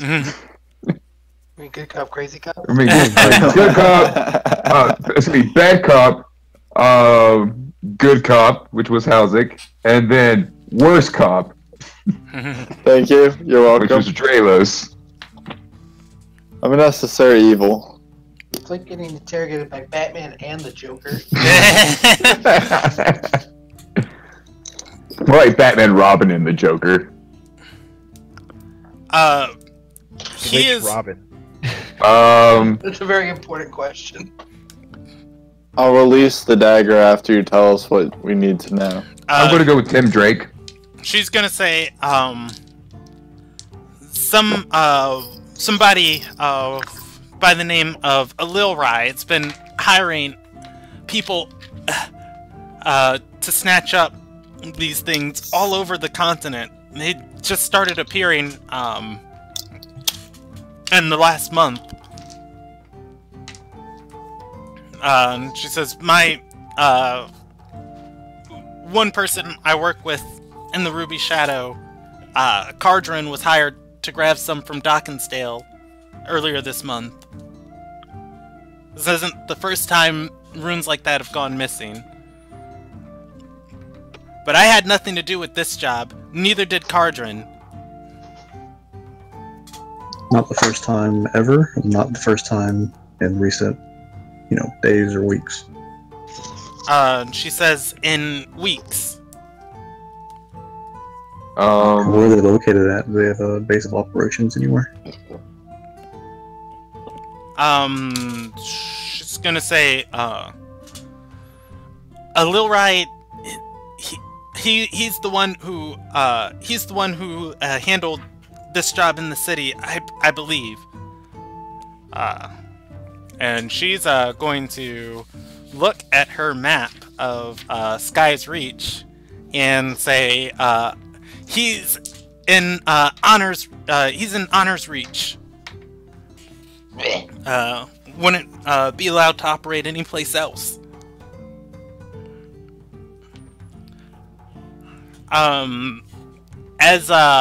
As you guys are, still, standing there, he's gonna say, so a smuggler from Honors, or Raheem's gonna say, a smuggler from Honors Reach. Yes, this is good. I am very acquainted with it. Well, then good. You can put the dagger down now, Dralos. Before we do what do you know about Jen Prius Mari? Oof. You, ask her that, and, she's going to, say, just whispers, nothing true, not a lie I'd dare spread. She's, going to turn back and look and say, why, are you guys working for him now? Quite the opposite. Wait, do we seem like the type of people that would work for Jim Freeze Mari? Well, we did threaten her. For Jim Pari. Well, what I'm trying to figure out is if he hires this entire threatening exchange is people. gone? What I'm trying to figure out is if he hires threatening people.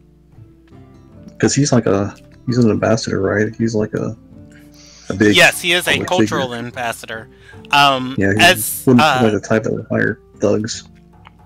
Yeah, as you guys are sitting here, Raheem is going to say, this is a name you have spoken with confidence. Is important?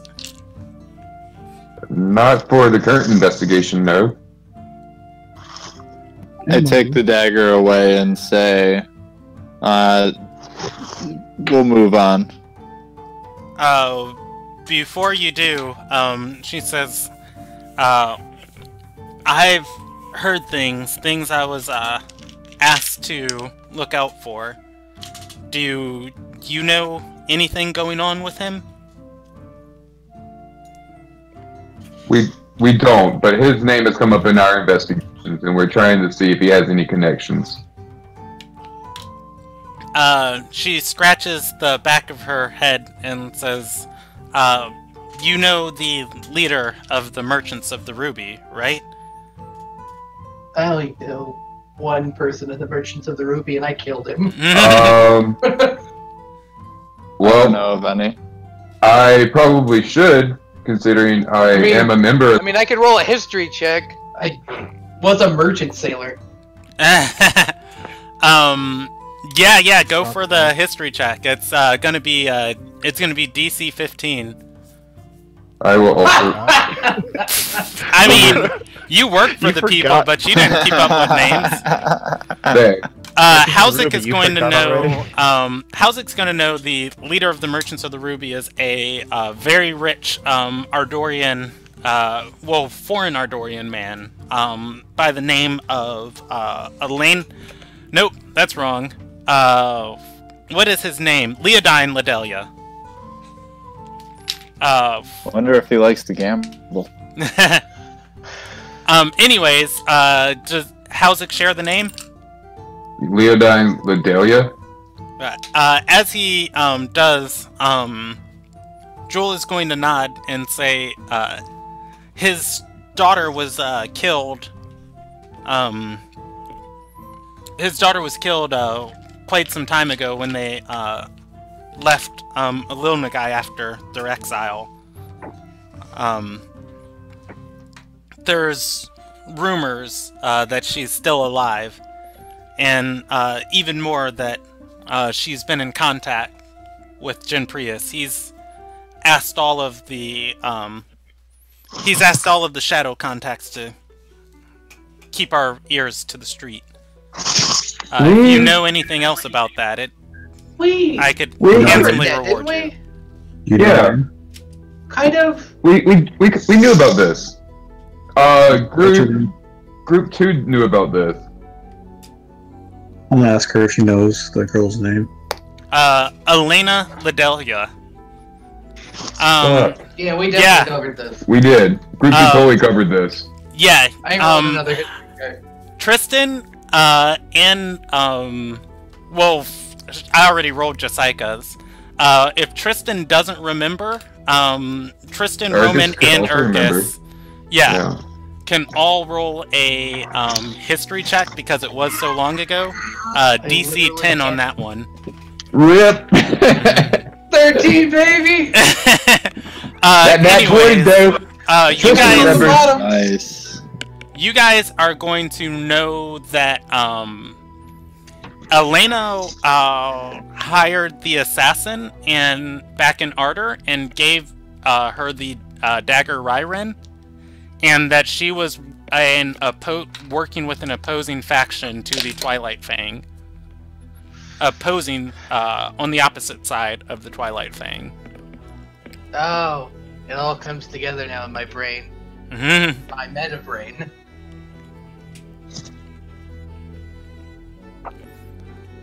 Alright, anything else here? Well, she just said that you guys would be handsomely rewarded if you knew anything about it. Handsomely rewarded. Yeah, I don't.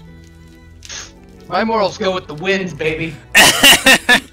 I care about money. Since I when? like money. We're all about let's get Mega Wizard help. And your morals are all like hell the fuck no. Yeah, because he's gonna kill me. We also had the whole Housing sees no reason not to pressure or not to speak about using souls of nearly extinct animals, and you were all like, yeah, I'm going to note that. Yeah, I don't like you. Hey Dixel, what is your leadership gonna suggest?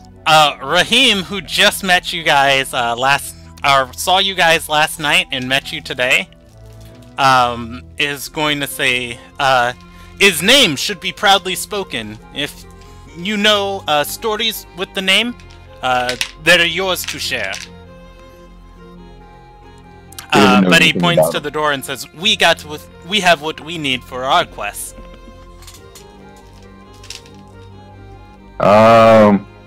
How's it going to go with them because he doesn't have any.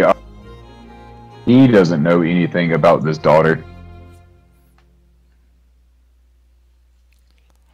Leave it to old Group 2 members if they want to do anything. So Urkus, Tristan, Jessica, and Roman are all just sitting there,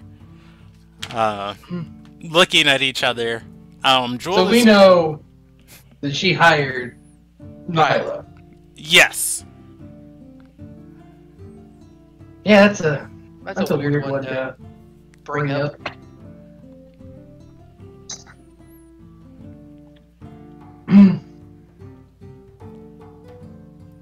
Jewel is going to look at you guys and say, so, can you confirm the rumors? Is she alive? Is she working with this Jin Prius guy? We don't. It's know not that my much. place to bring that up.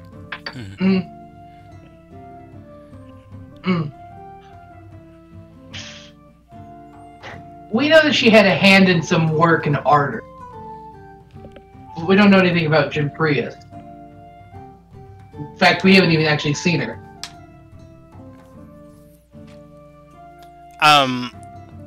She's going to nod and say, what was she doing in Ardor? How can you confirm this?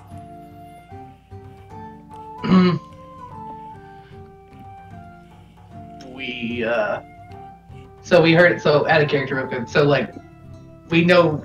I forget. How do we know that? You guys questioned. What's her face? Sarissa, Nyla's lover, and she told you that she was hired by a fancy noble lady, and she gave you her name and said that she gave her the dagger, and Sarissa has hated the dagger ever since. An assassin was given a magic dagger, and the name given for who handed her the dagger. That name, Elena. She nods, and she's gonna go to her back room real quick and come out with a piece of parchment and say, and the person who gave you this name?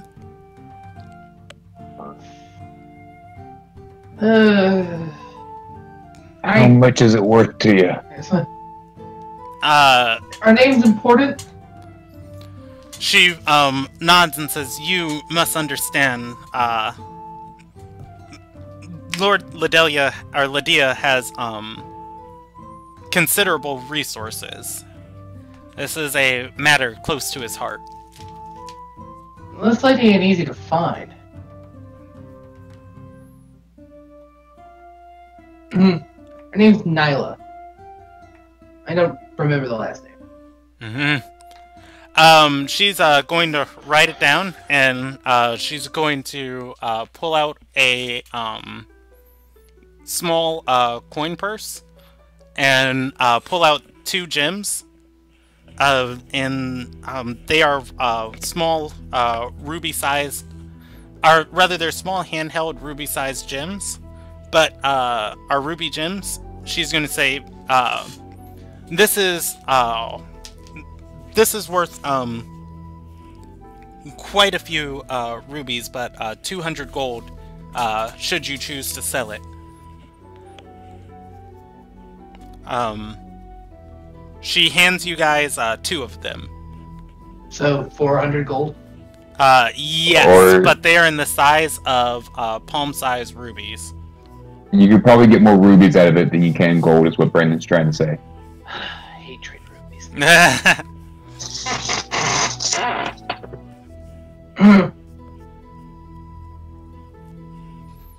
And she is going to rub at her neck and say,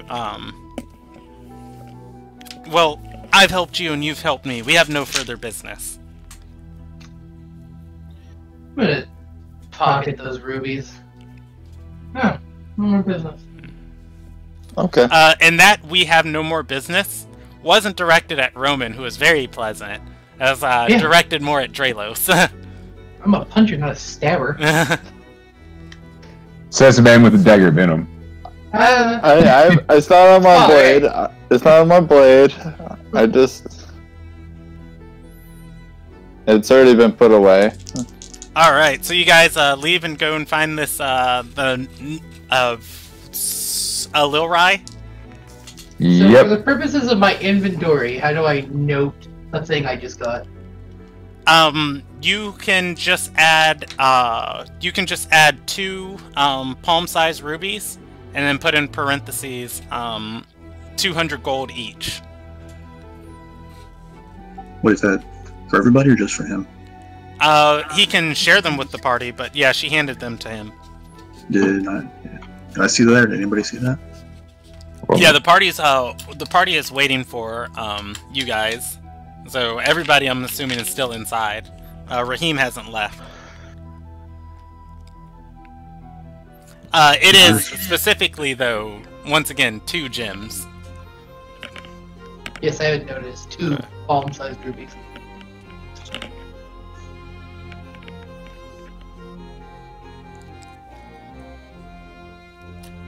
And we're walking. Okay. Alrighty. And we're walking. So, honors reach. Yes. It is the blue circle. You guys have already been there. Yeah. Not a fan. Anyways, as you guys are walking to the next location, once again, Tessia is going to strike up conversation and say, so how does one get found by a god? Jessica is going to look up at her and say, after coming out of an earthfire and having no idea where you are, Tessia is going to nod, clicking her tongue, just...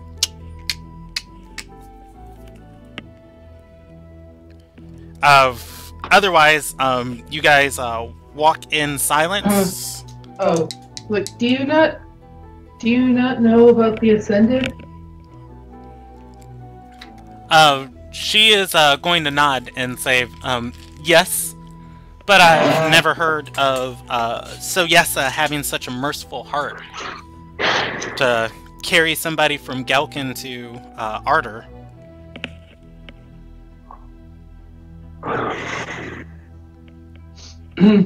This is the first I've heard of her ventures.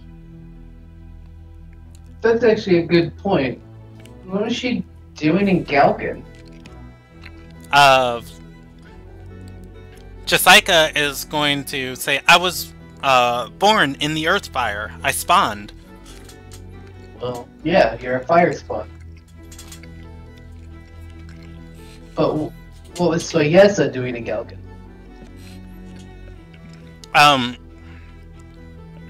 Raheem is going to speak up and say, the fire goddess, she regularly campaigns, killing undead in the Darkened Vale. Is a hobby of hers. Thank you. As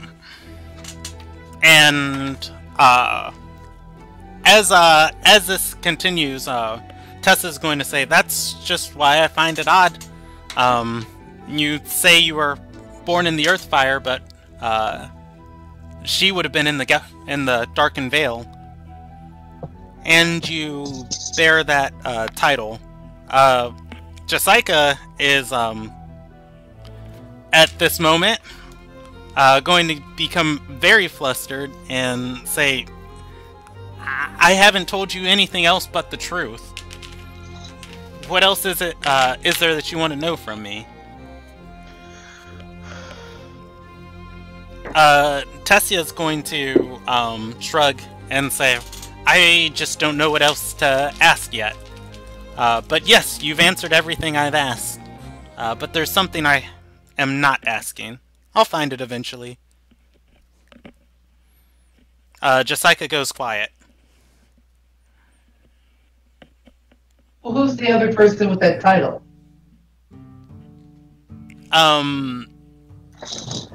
Raheem is going to say, is the Undying Empress, Elizabeth, leader of the Darkened Veil.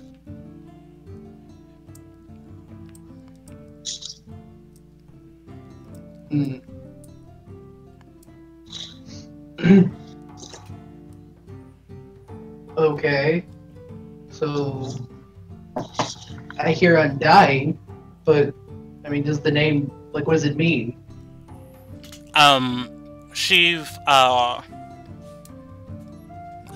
going to say, she gained the She's title. another vampire. Well, yeah, like I gathered that, but Yeah. I mean, like, He's going to say, she gained the title when she gained the title redeemed when she beat death, the nature of death. As she blighted the land of Gauken and gave her people a place to live, she was no longer cursed as a Terai. so She she's lives without not- the hunger. So she's a Terai, but with none of the downsides. With no need to feed from the sounds of it. Jessica is going to say, can we not talk about this, please? I'm just gonna like look at Jessica right now, like, what are you? Oh. Fuck knows.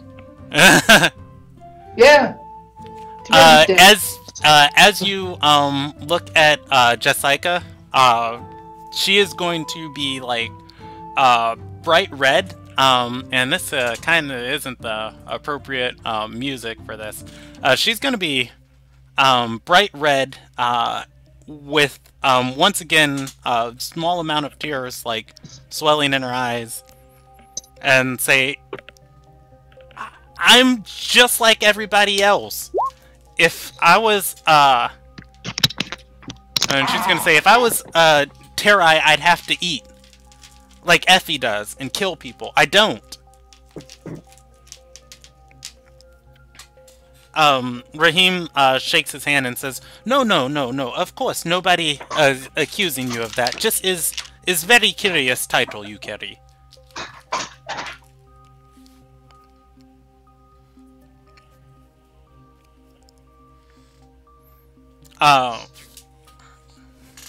Tessia is going to let up in her questioning.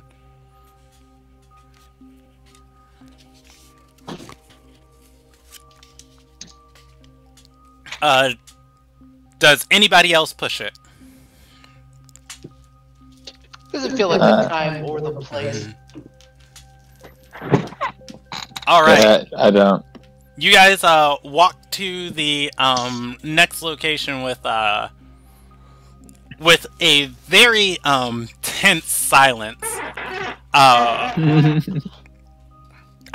you get there, it is outside of a tavern. There is a group of people stacking a caravan with what seems to be metal wares. Pointed to head deeper into the city.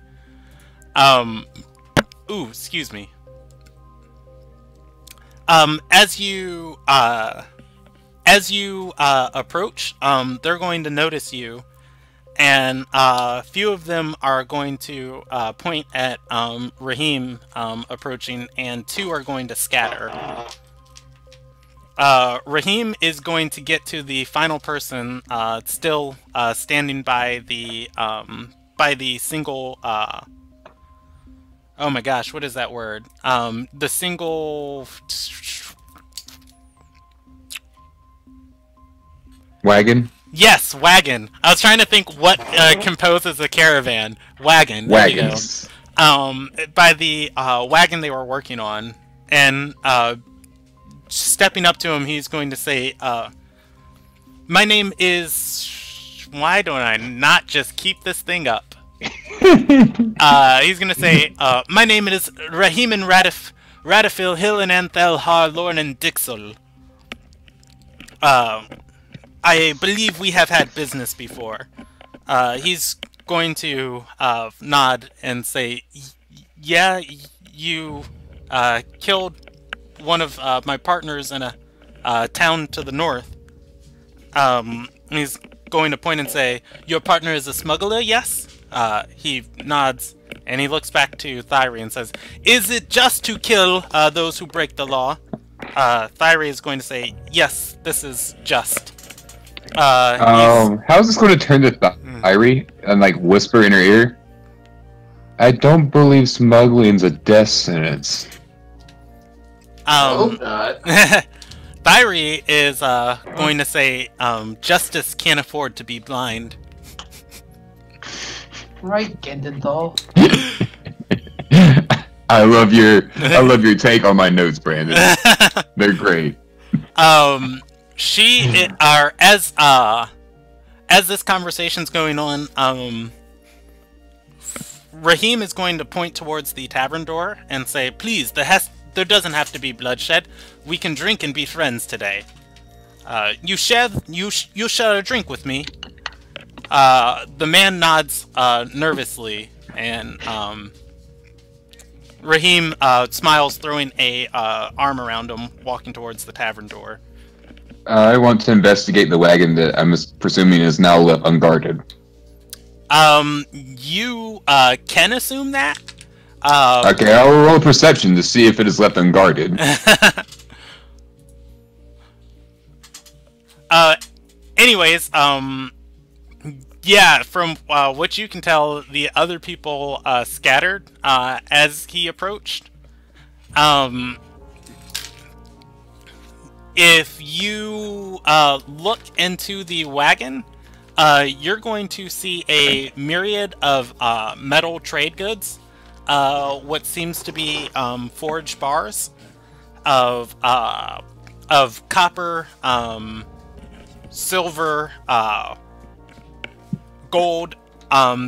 There is actually, I'll roll them a small percentage die. Let's see what else they got on here. That perception was just to make sure it's unguarded. I was going to roll investigation on the actual card. Go ahead and roll investigation. I also want to, while I'm investigating, check and make sure there's no like trap, like hidden doors or anything that's hiding actual smuggled goods.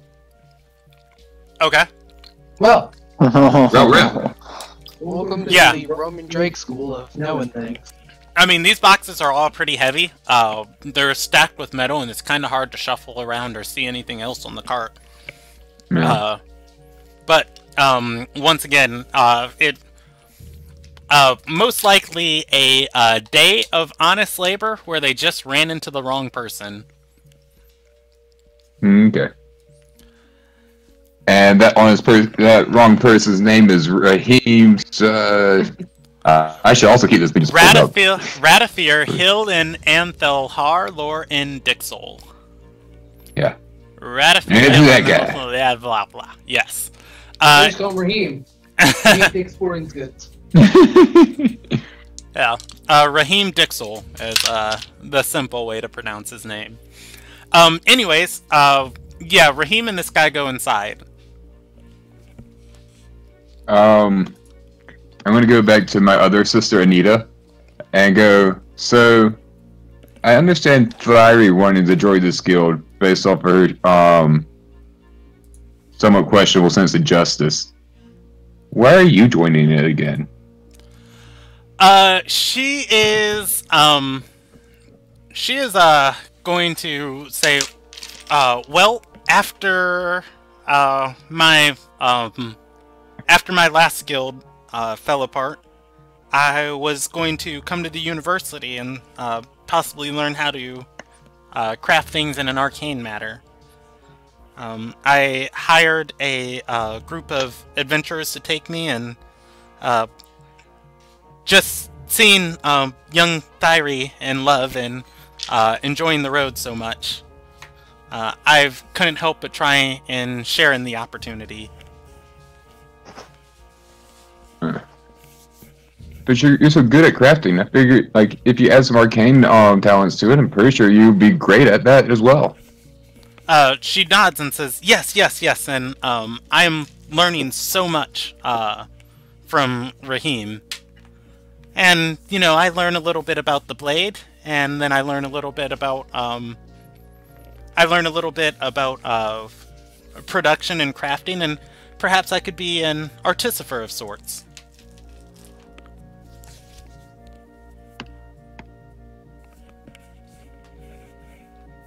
I can see that.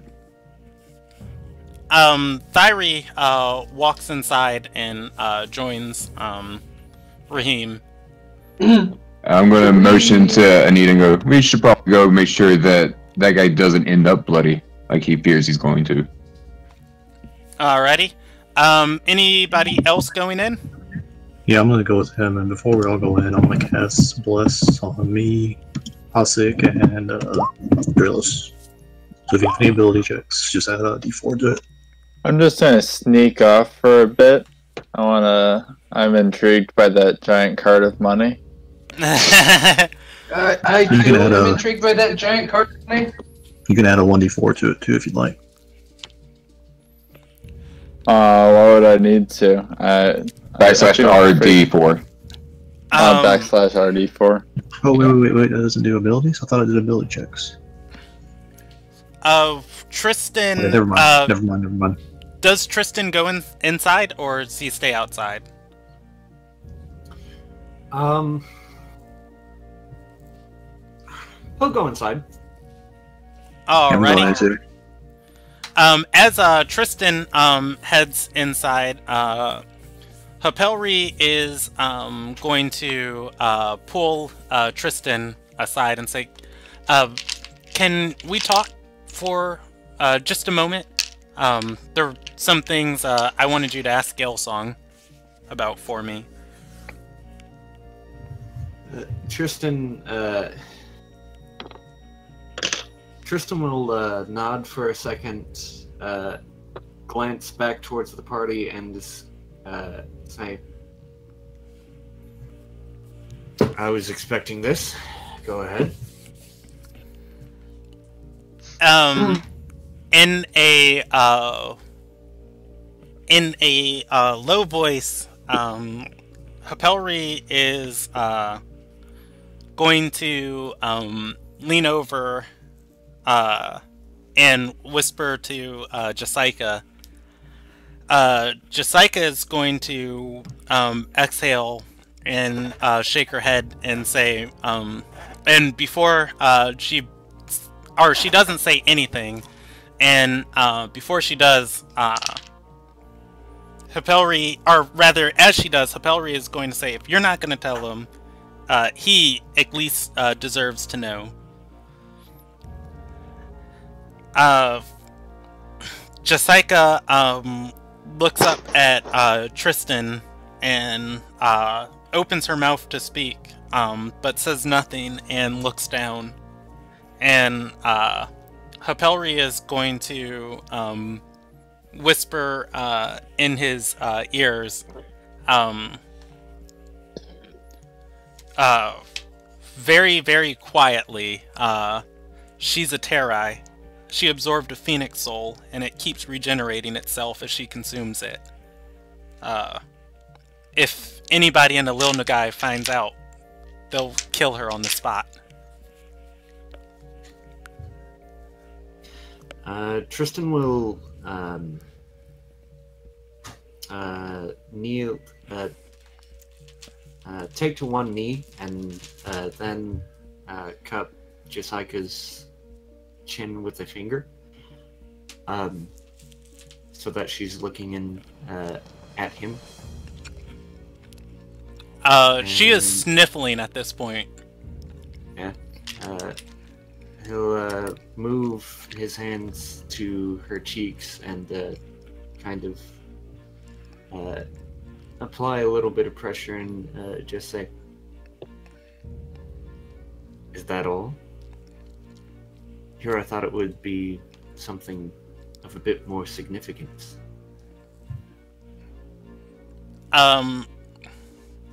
Jessica is going to rub her nose and just say, "You're not mad? You're not gonna try and spite me?" He shakes his head and says, "Gelsong calls us to work amongst each other, to come to agreements despite differences. And, well, Terai or not, you're still the same Jessica Veda. He'll pull her into a hug and whisper into her ears, and that's not going to change. Tearing up. Yeah. Hit me right in the feel. Jessica's going to hug Tristan and say, "Thank you, thank you." As she does, Hapelri is going to break up the moment, pushing you guys apart, and say, "Hey, there's a reason why I'm telling you this, because that Tessa woman is going to find out eventually." And she looks around and says, "This is a Lilna guy. Terai get." She gestures to her neck. And am I able to hear any of this? Like, how quiet are you going to really be? Hapelri rolled a nat 20 on her stealth check initially. Damn. The whispers One thing were, I can't yeah, see. the whispers were inaudible. Well, question 2. Did they draw any attention to themselves at all, and could I see them talk? Yeah, you're gonna see them at this moment as Hapelri pushes them apart. Other than that, you know, she's gonna look back to the party. Her back is still turned, and she's just gonna smile at the party and then turn back to face Tristan. And Tristan will look at Hapelri and say, "Then it's going to be of utmost importance that nobody finds out, isn't it?" She nods and says, "That's why I've been keeping Lyra away from you guys." Can I use this as a distraction to break into real that quick, out of character. I was gonna be like, hey, Dralos, do you want to go rob a wagon? That's like what I'm saying right now. Can I just use this as a distraction? Oh yeah, nobody is watching this wagon. You guys can try and loot as much of it as you can. Hell yeah. Yeah. Maybe with that investigation check, buddy. Out of character, Lyra is a paladin and therefore can use the divine sense feature to sense undead. Correct? Okay. So I was gonna help. Roll that dice again. Lyra is not a paladin. Okay. So I cut out for a minute there. I may have missed it. Does Lyra have some method of? She walks around in medium armor and has a single sword. As far as you know, she does not. Lyra is a supreme light, though. She is allowed to kill without repercussion if, you know, she passes judgment. Oh, there will be repercussions. I'm ready to die. You me. That's She lays a finger on Jessica, and I'm gonna ask her one simple question, and that will be, what that wisdom save do? The flow chart. Cast whole person. It fails. Roman attempts to attack, get about 1 hit in. Eric's crits. It's like Brock looks up at number 1. Sleight of hand, which I have a good reason to have, be a good thing to roll in this case. Oh yeah. You guys can sleight of hand this thing and. I'm gonna help him. I'll give you guidance. Let's You say guys I'm record that. helping. We're raiding this thing together. His tech's better than mine. But yeah, no. As he's talking with Hapelri, Tristan will ruffle Jessica's hair. I just like added flavor. I like the image of them having this real touchy moment where like Dralos and I are basically breaking into a car. Yeah, it's a real meanwhile moment. You're You just get in the background, you see us bust a window open. They're just looking at this touching moment and seeing the guy stealing. Like, I don't. I'm so confused I right would, now. I would like to focus on the rubies. I like the idea of just having a pile of I was blood like, diamonds. money There- first, Yeah, there magical are object second. there are not rubies in here. This wagon is filled with trade goods, but I will get to you guys in 1 second. Okay. As you say that, Hapelri is going to look to the tavern where the Moonlight Company went into, and say, I don't think Tessia's questions are any bit accusatory, but if she gets there, you just don't want it to be in a place in public.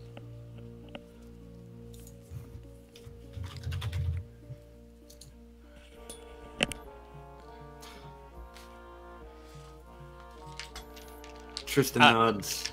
Jessica's going to speak up and say,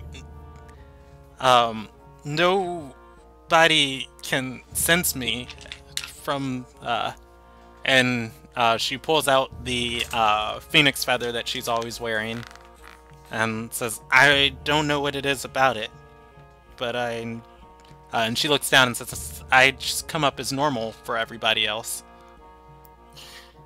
Just out of morbid curiosity, Tristan's gonna try to sneak a glance at Shattertooth while it's pointing at Jessica.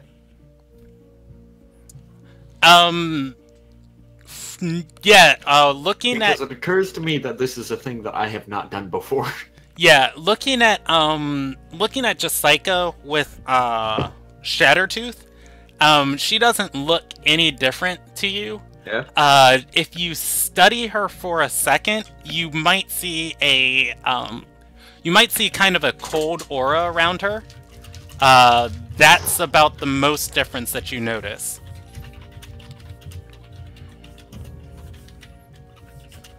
Okay.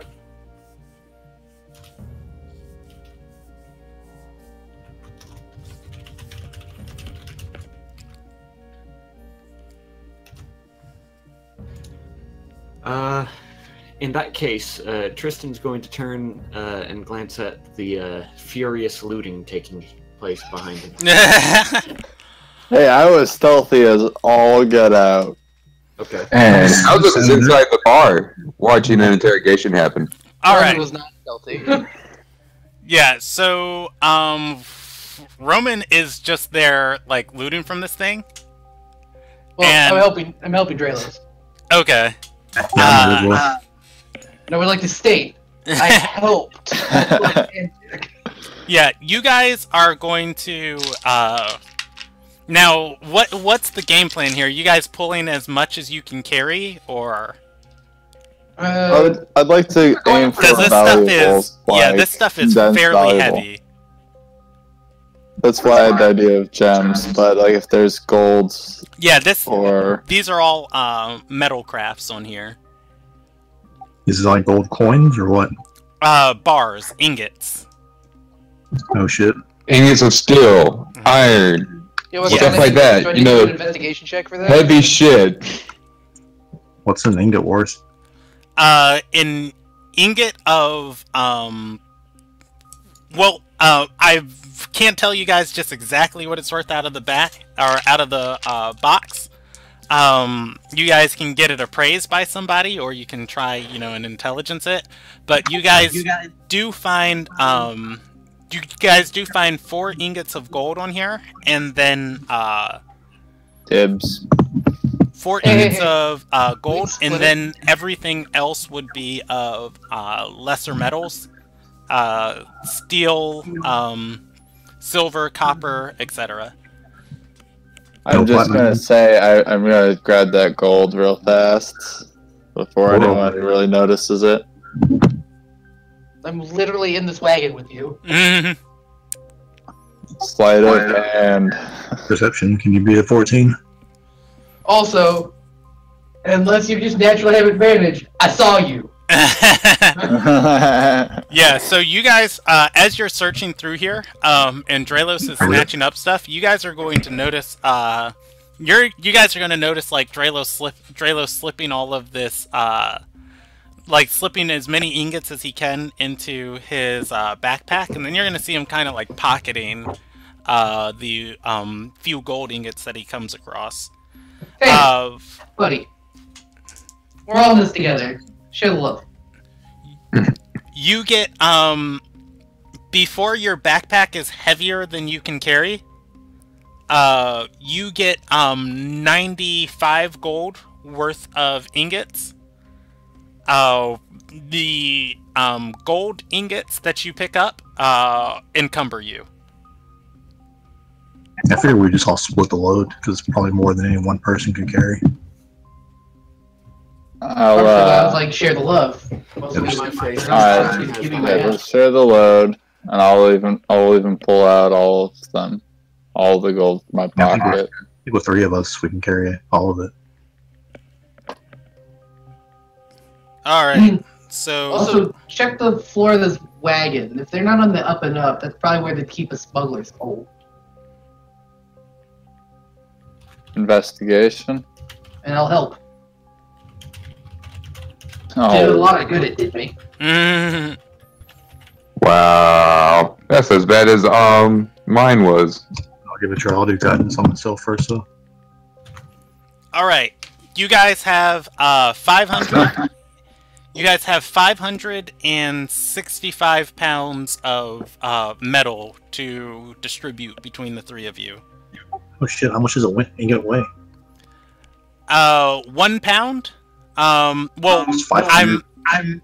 I'm doing it at the value in the trade goods. 1 pound for the everything's at 1 pound. So is it 95 gold from all 500 pounds? Yes. Okay. How much can we carry per person? So like 10 times your strength or something, right? Yeah, Roll20 should be keeping up with your encumbrance for you. Let's see, I'm opening ALO now, total weight. Oh, this isn't the sheet that tells you. When you go over your total weight, let's see, let's put 10,000 there. Let's put 20,000 there. And when you get over your carrying capacity, it tells you. Okay. Yeah, So it does. I just have to note the right weights. So how many are we dividing this between?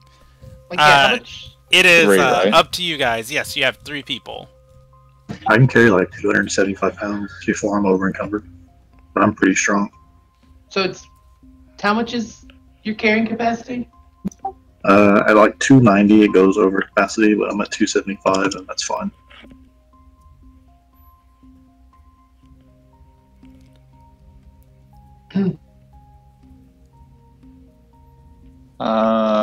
I can't even do 100 apparently.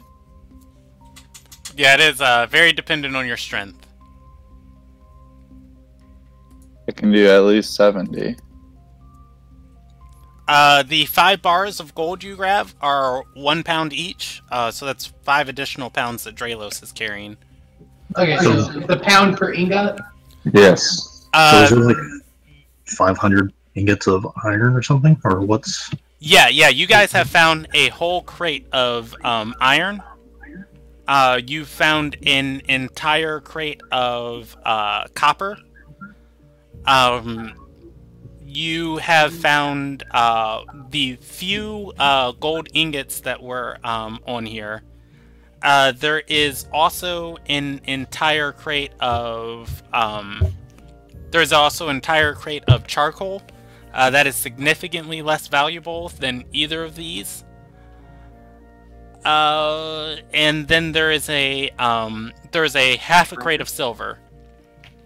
How much I think we can weight leave in the total? iron. Iron's not gonna be worth much. Yeah, you're probably not right. Brandon, Yes, how much weight are we dealing with in total here? 565 pounds. I shove 500 pounds of metal into my bag of holding. Boom. Alrighty. I like the idea of him just like walking up like fucking bleeps. It's like, please, there's an easier way to do this. Alright, so Thanks, Tristan. while this is going on, Everybody needs to give an alignment check. They yeah. a ton of trade goods. I was about to say, I just want to paint the picture of, just like Jessica Hippelry and Tristan having this amazing heart-to-heart of just like, here's how we keep Jessica alive. And then Tristan just walks over and just like, alright, you idiots, let's go. Hey, put the prizes in the bag, we'll sort it out later. All this effort and all this grunting is going to get you caught. Do it the right way or don't do it at all. Also, I mean, it's an Alo's investigation check. I got 18 for secrets. Yeah, looking around on this, you do not find any. Okay, I'll just say that wizards are very gold dependent. So desperate times call for desperate measures because I am broke. Alright, the next thing that I would like to do is look into getting the best price possible for all of this metal using my Ruby Alliance membership. Unless there's some kind of... Tristan did buy one of those, didn't he? Yeah, I did. I spent 7 points on a bag of holding and 1 on the Ruby Alliance membership. Would there be a symbol by any chance that would denote, ownership of these ingots? A trade manifest. Everything in a Lil Nagai would be kept up with, ridiculously to the T. Okay. The black market then. Yeah.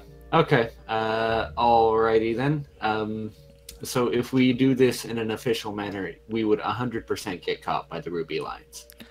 I mean, you wouldn't necessarily get caught by the Ruby Alliance. They would record that they purchased it from you. They'd still buy it. If any investigation happened of just like, hey, all these trade goods went missing. All right, well, they were sold to this guy.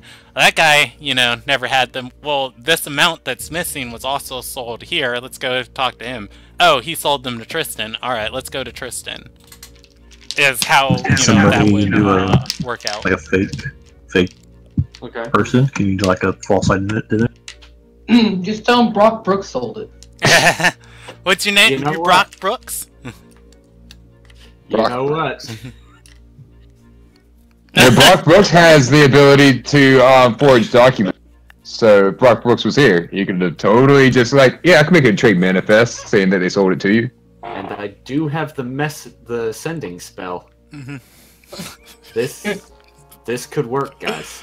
You think Brock Brooks would help Tristan? That is a good point. I feel like doing a sending to Brock is equivalent to housing talking with God. New number, who dis? Anyways, while this is going on outside, inside the bar with the Moonlight Company and Hauzik, and Urkus walked in too, did he? Or did he stay outside? No, I stayed outside to watch this interesting little guy. To watch a very, very touching, heartfelt moment that what I guess is the heartfelt moment. Also watching these guys steal from this card and is going. Out of character, I want to put the card on like cement blocks. The wagon wheels too. If someone asks, I didn't see anything. Just like a talking, and you see us over the shoulder, like, come on, put it in the bag, hurry up. Yelling. There are caravan wheels somewhere in the player's handbook. I'm not even gonna look how much those are worth. Are you really taking the wheels? No. God, no. It's gonna take you a while, and that's gonna be noticeable. Yeah, I'll find them later. Now my curiosity's piqued about how much they're worth. But anyways, inside the tavern of Raheem is going to, let's close this sheet. Raheem is going to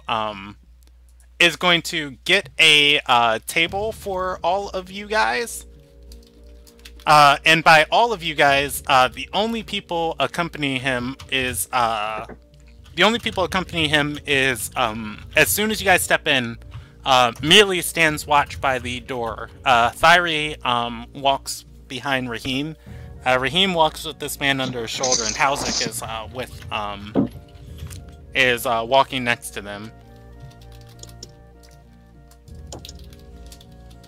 Sounds about right. Yeah, he's going to get a table for the four of you, and inside of this place, I had this pulled up earlier. Inside of this place, it is probably not the cleanest place you guys have ever eaten. There are 2 rows of vertical tables and are 2 rows of horizontal tables immediately in the center of the room. The dining area seems to be like a main draw here, and there are 2 tables immediately to your guys' right as you walk in, and then a myriad of individual seats around in the back distant corner. Raheem is going to lead you guys to those seats, bringing 3 of them up together. As he gestures for one of the bar staff, he's going to ask and say, "Can you set us up a table over here? We don't want to disturb anyone else." The servant is going to nod, and in a moment bring a much smaller table and place it between you guys. It is a wooden craft, unlike the stone marble that the rest of this place is.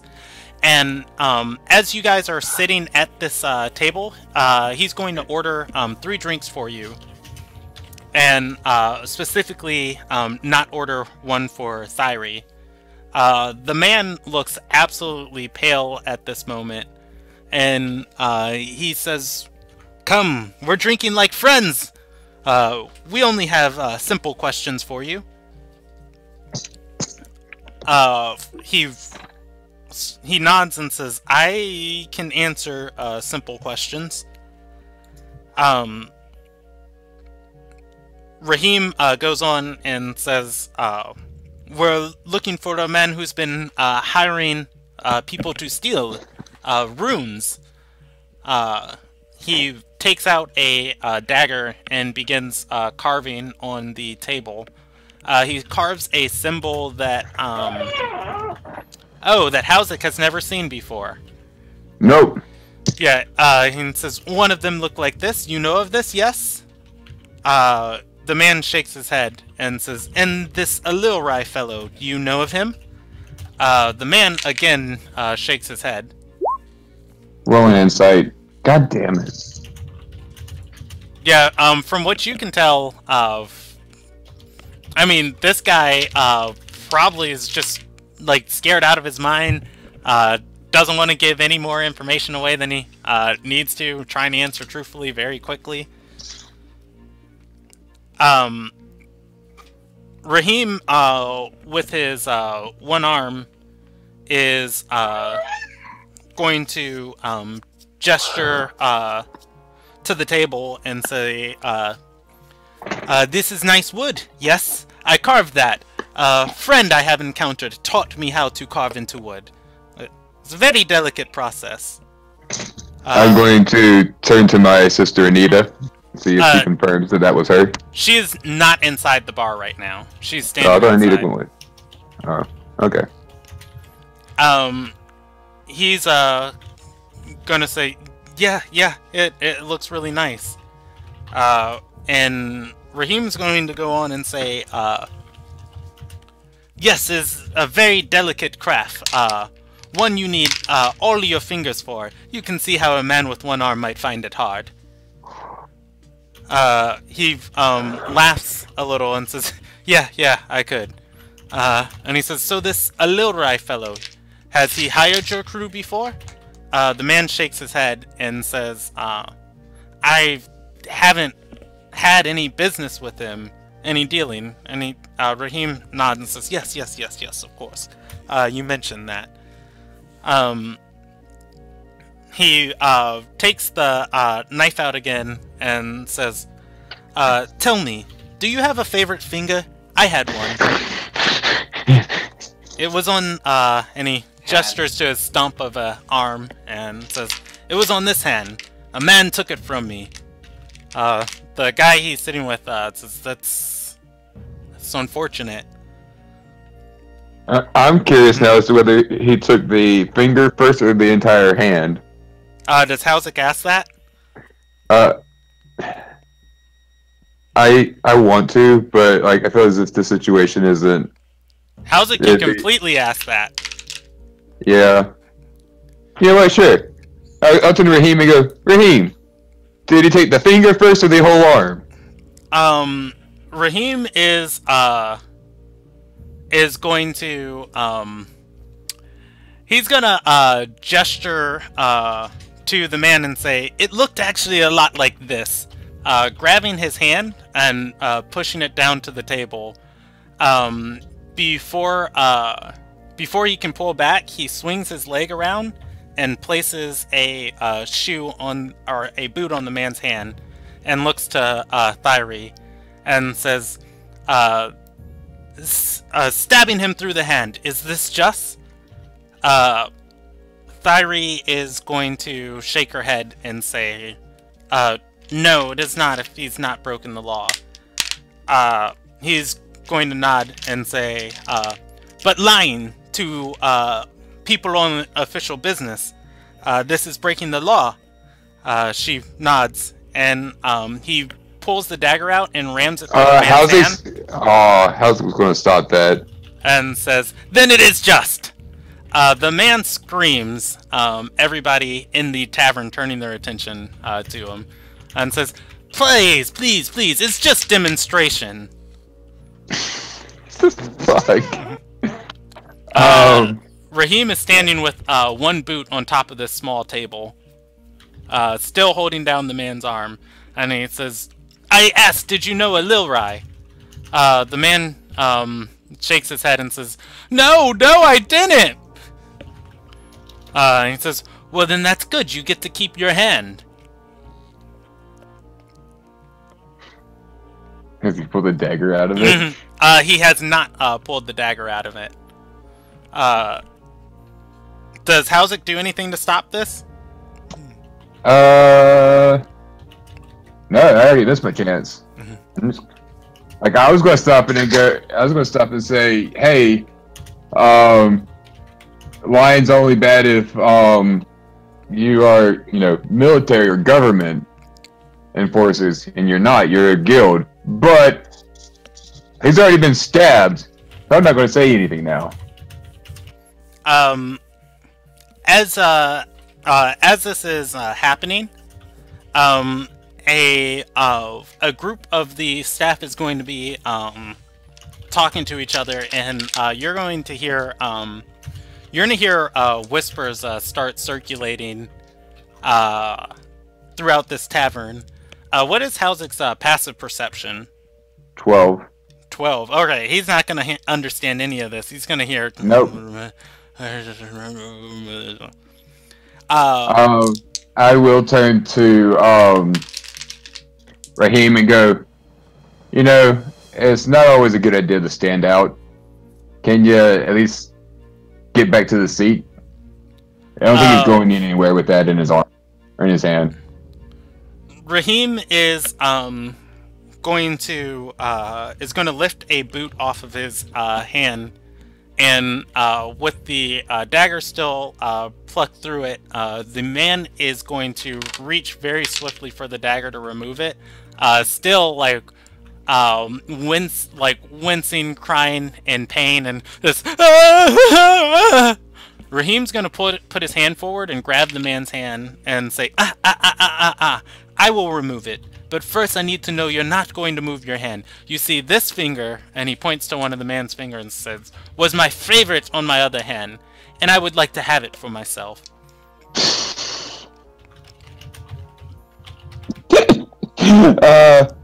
Raheem.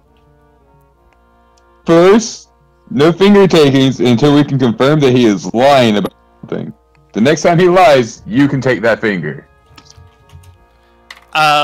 The man is going to shake his head and say, I know Lil Rai. He took over my smuggling operations at the docks. It's why I'm back up here. And please. Raheem's going to pull out the dagger and say, it's not that hard.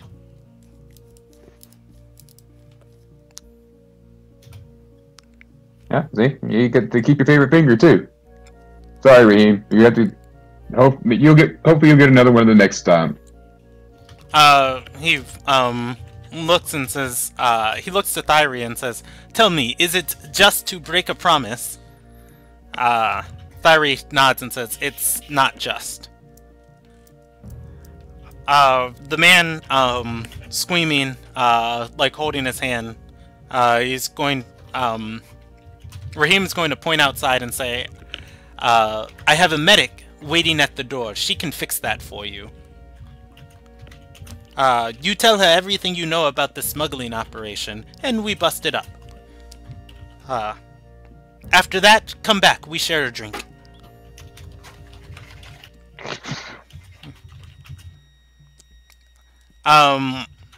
He nods, sobbing, holding his bloody hand, and walking towards the door. Hausek's going to hear more whispering, and as he does, Raheem's going to sit back in his seat, laughing, and Thyri's just going to kind of go quiet and look away from this. I'm going to once again try and whisper to Thyri. Is this really your vision of justice? She's or I'm sorry, they're gonna nod and say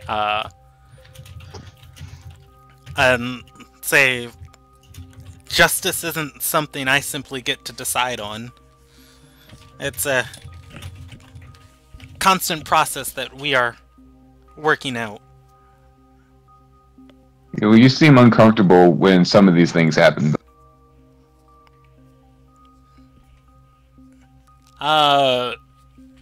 She is going to, or I'm sorry, they're going to nod and say, Thyri is, but justice can't be.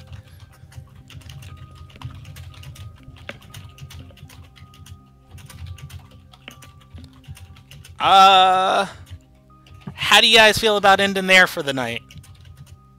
I'm good with it.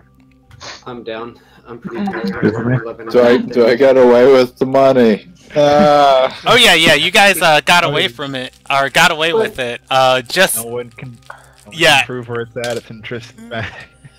Can't wait for y'all to say that you just stole a butt ton of money in front of I know. our good buddy over here. And see what happens. Yeah, there's still 65 pounds that you guys have to stash between the lot of you, and then the other 5 pounds of gold too. That's not in Tristan's bag. I can carry a bunch. I'm pretty strong, so that's no problem for me. Tristan hefts 50 ingots onto his person, 50 pounds of ingots onto his person, like it's nothing, because I have a strength of 16.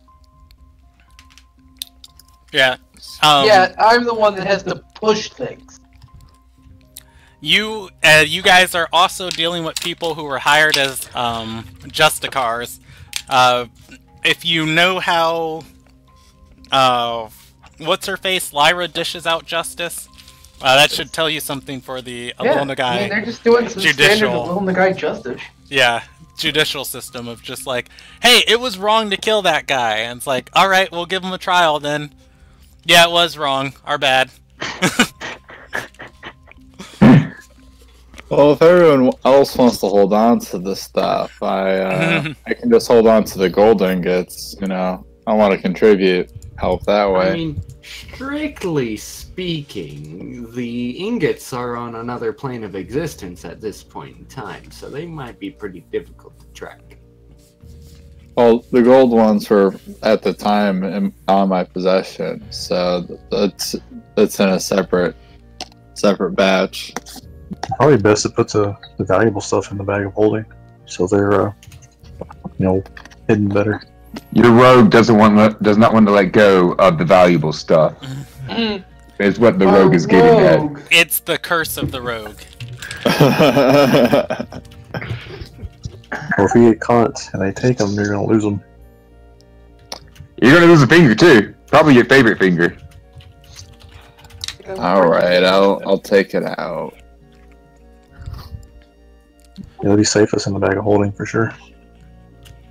Until Tristan decides to keep it all for himself. Until we find a buyer. No, Tristan is Tristan may be evil, but he's lawful evil. He believes in dividing a fair share. Spreading the wealth benefits him more than keeping it to himself. Gotcha. Your guys' most notably equal liability. Oh wait. I am really like. How does Roman justify that? Hey guys, Okay, yeah. I'm gonna end this session, and then we can discuss that. Your guys' next session is gonna be on the 14th of April. And then experience is the other thing I have to do. Yeah, I forget about that sometimes. Events of tonight. You guys met the Moonlit Company. I'm going to count the discussion and planning of whatchamajigger of the raid on Olivia's place as a major event. And then I am also going to count Jessica's story as a major event. Yeah, and did anything else important tonight happen?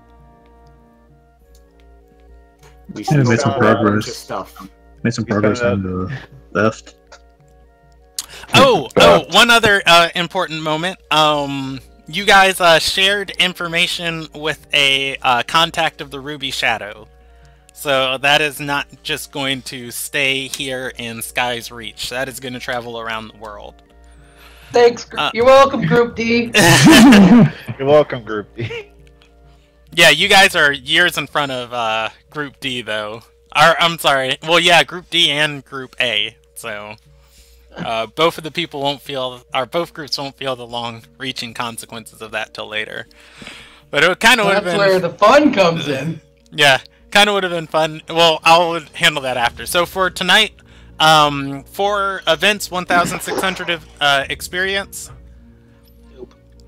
And yeah, I'm gonna end the stream there.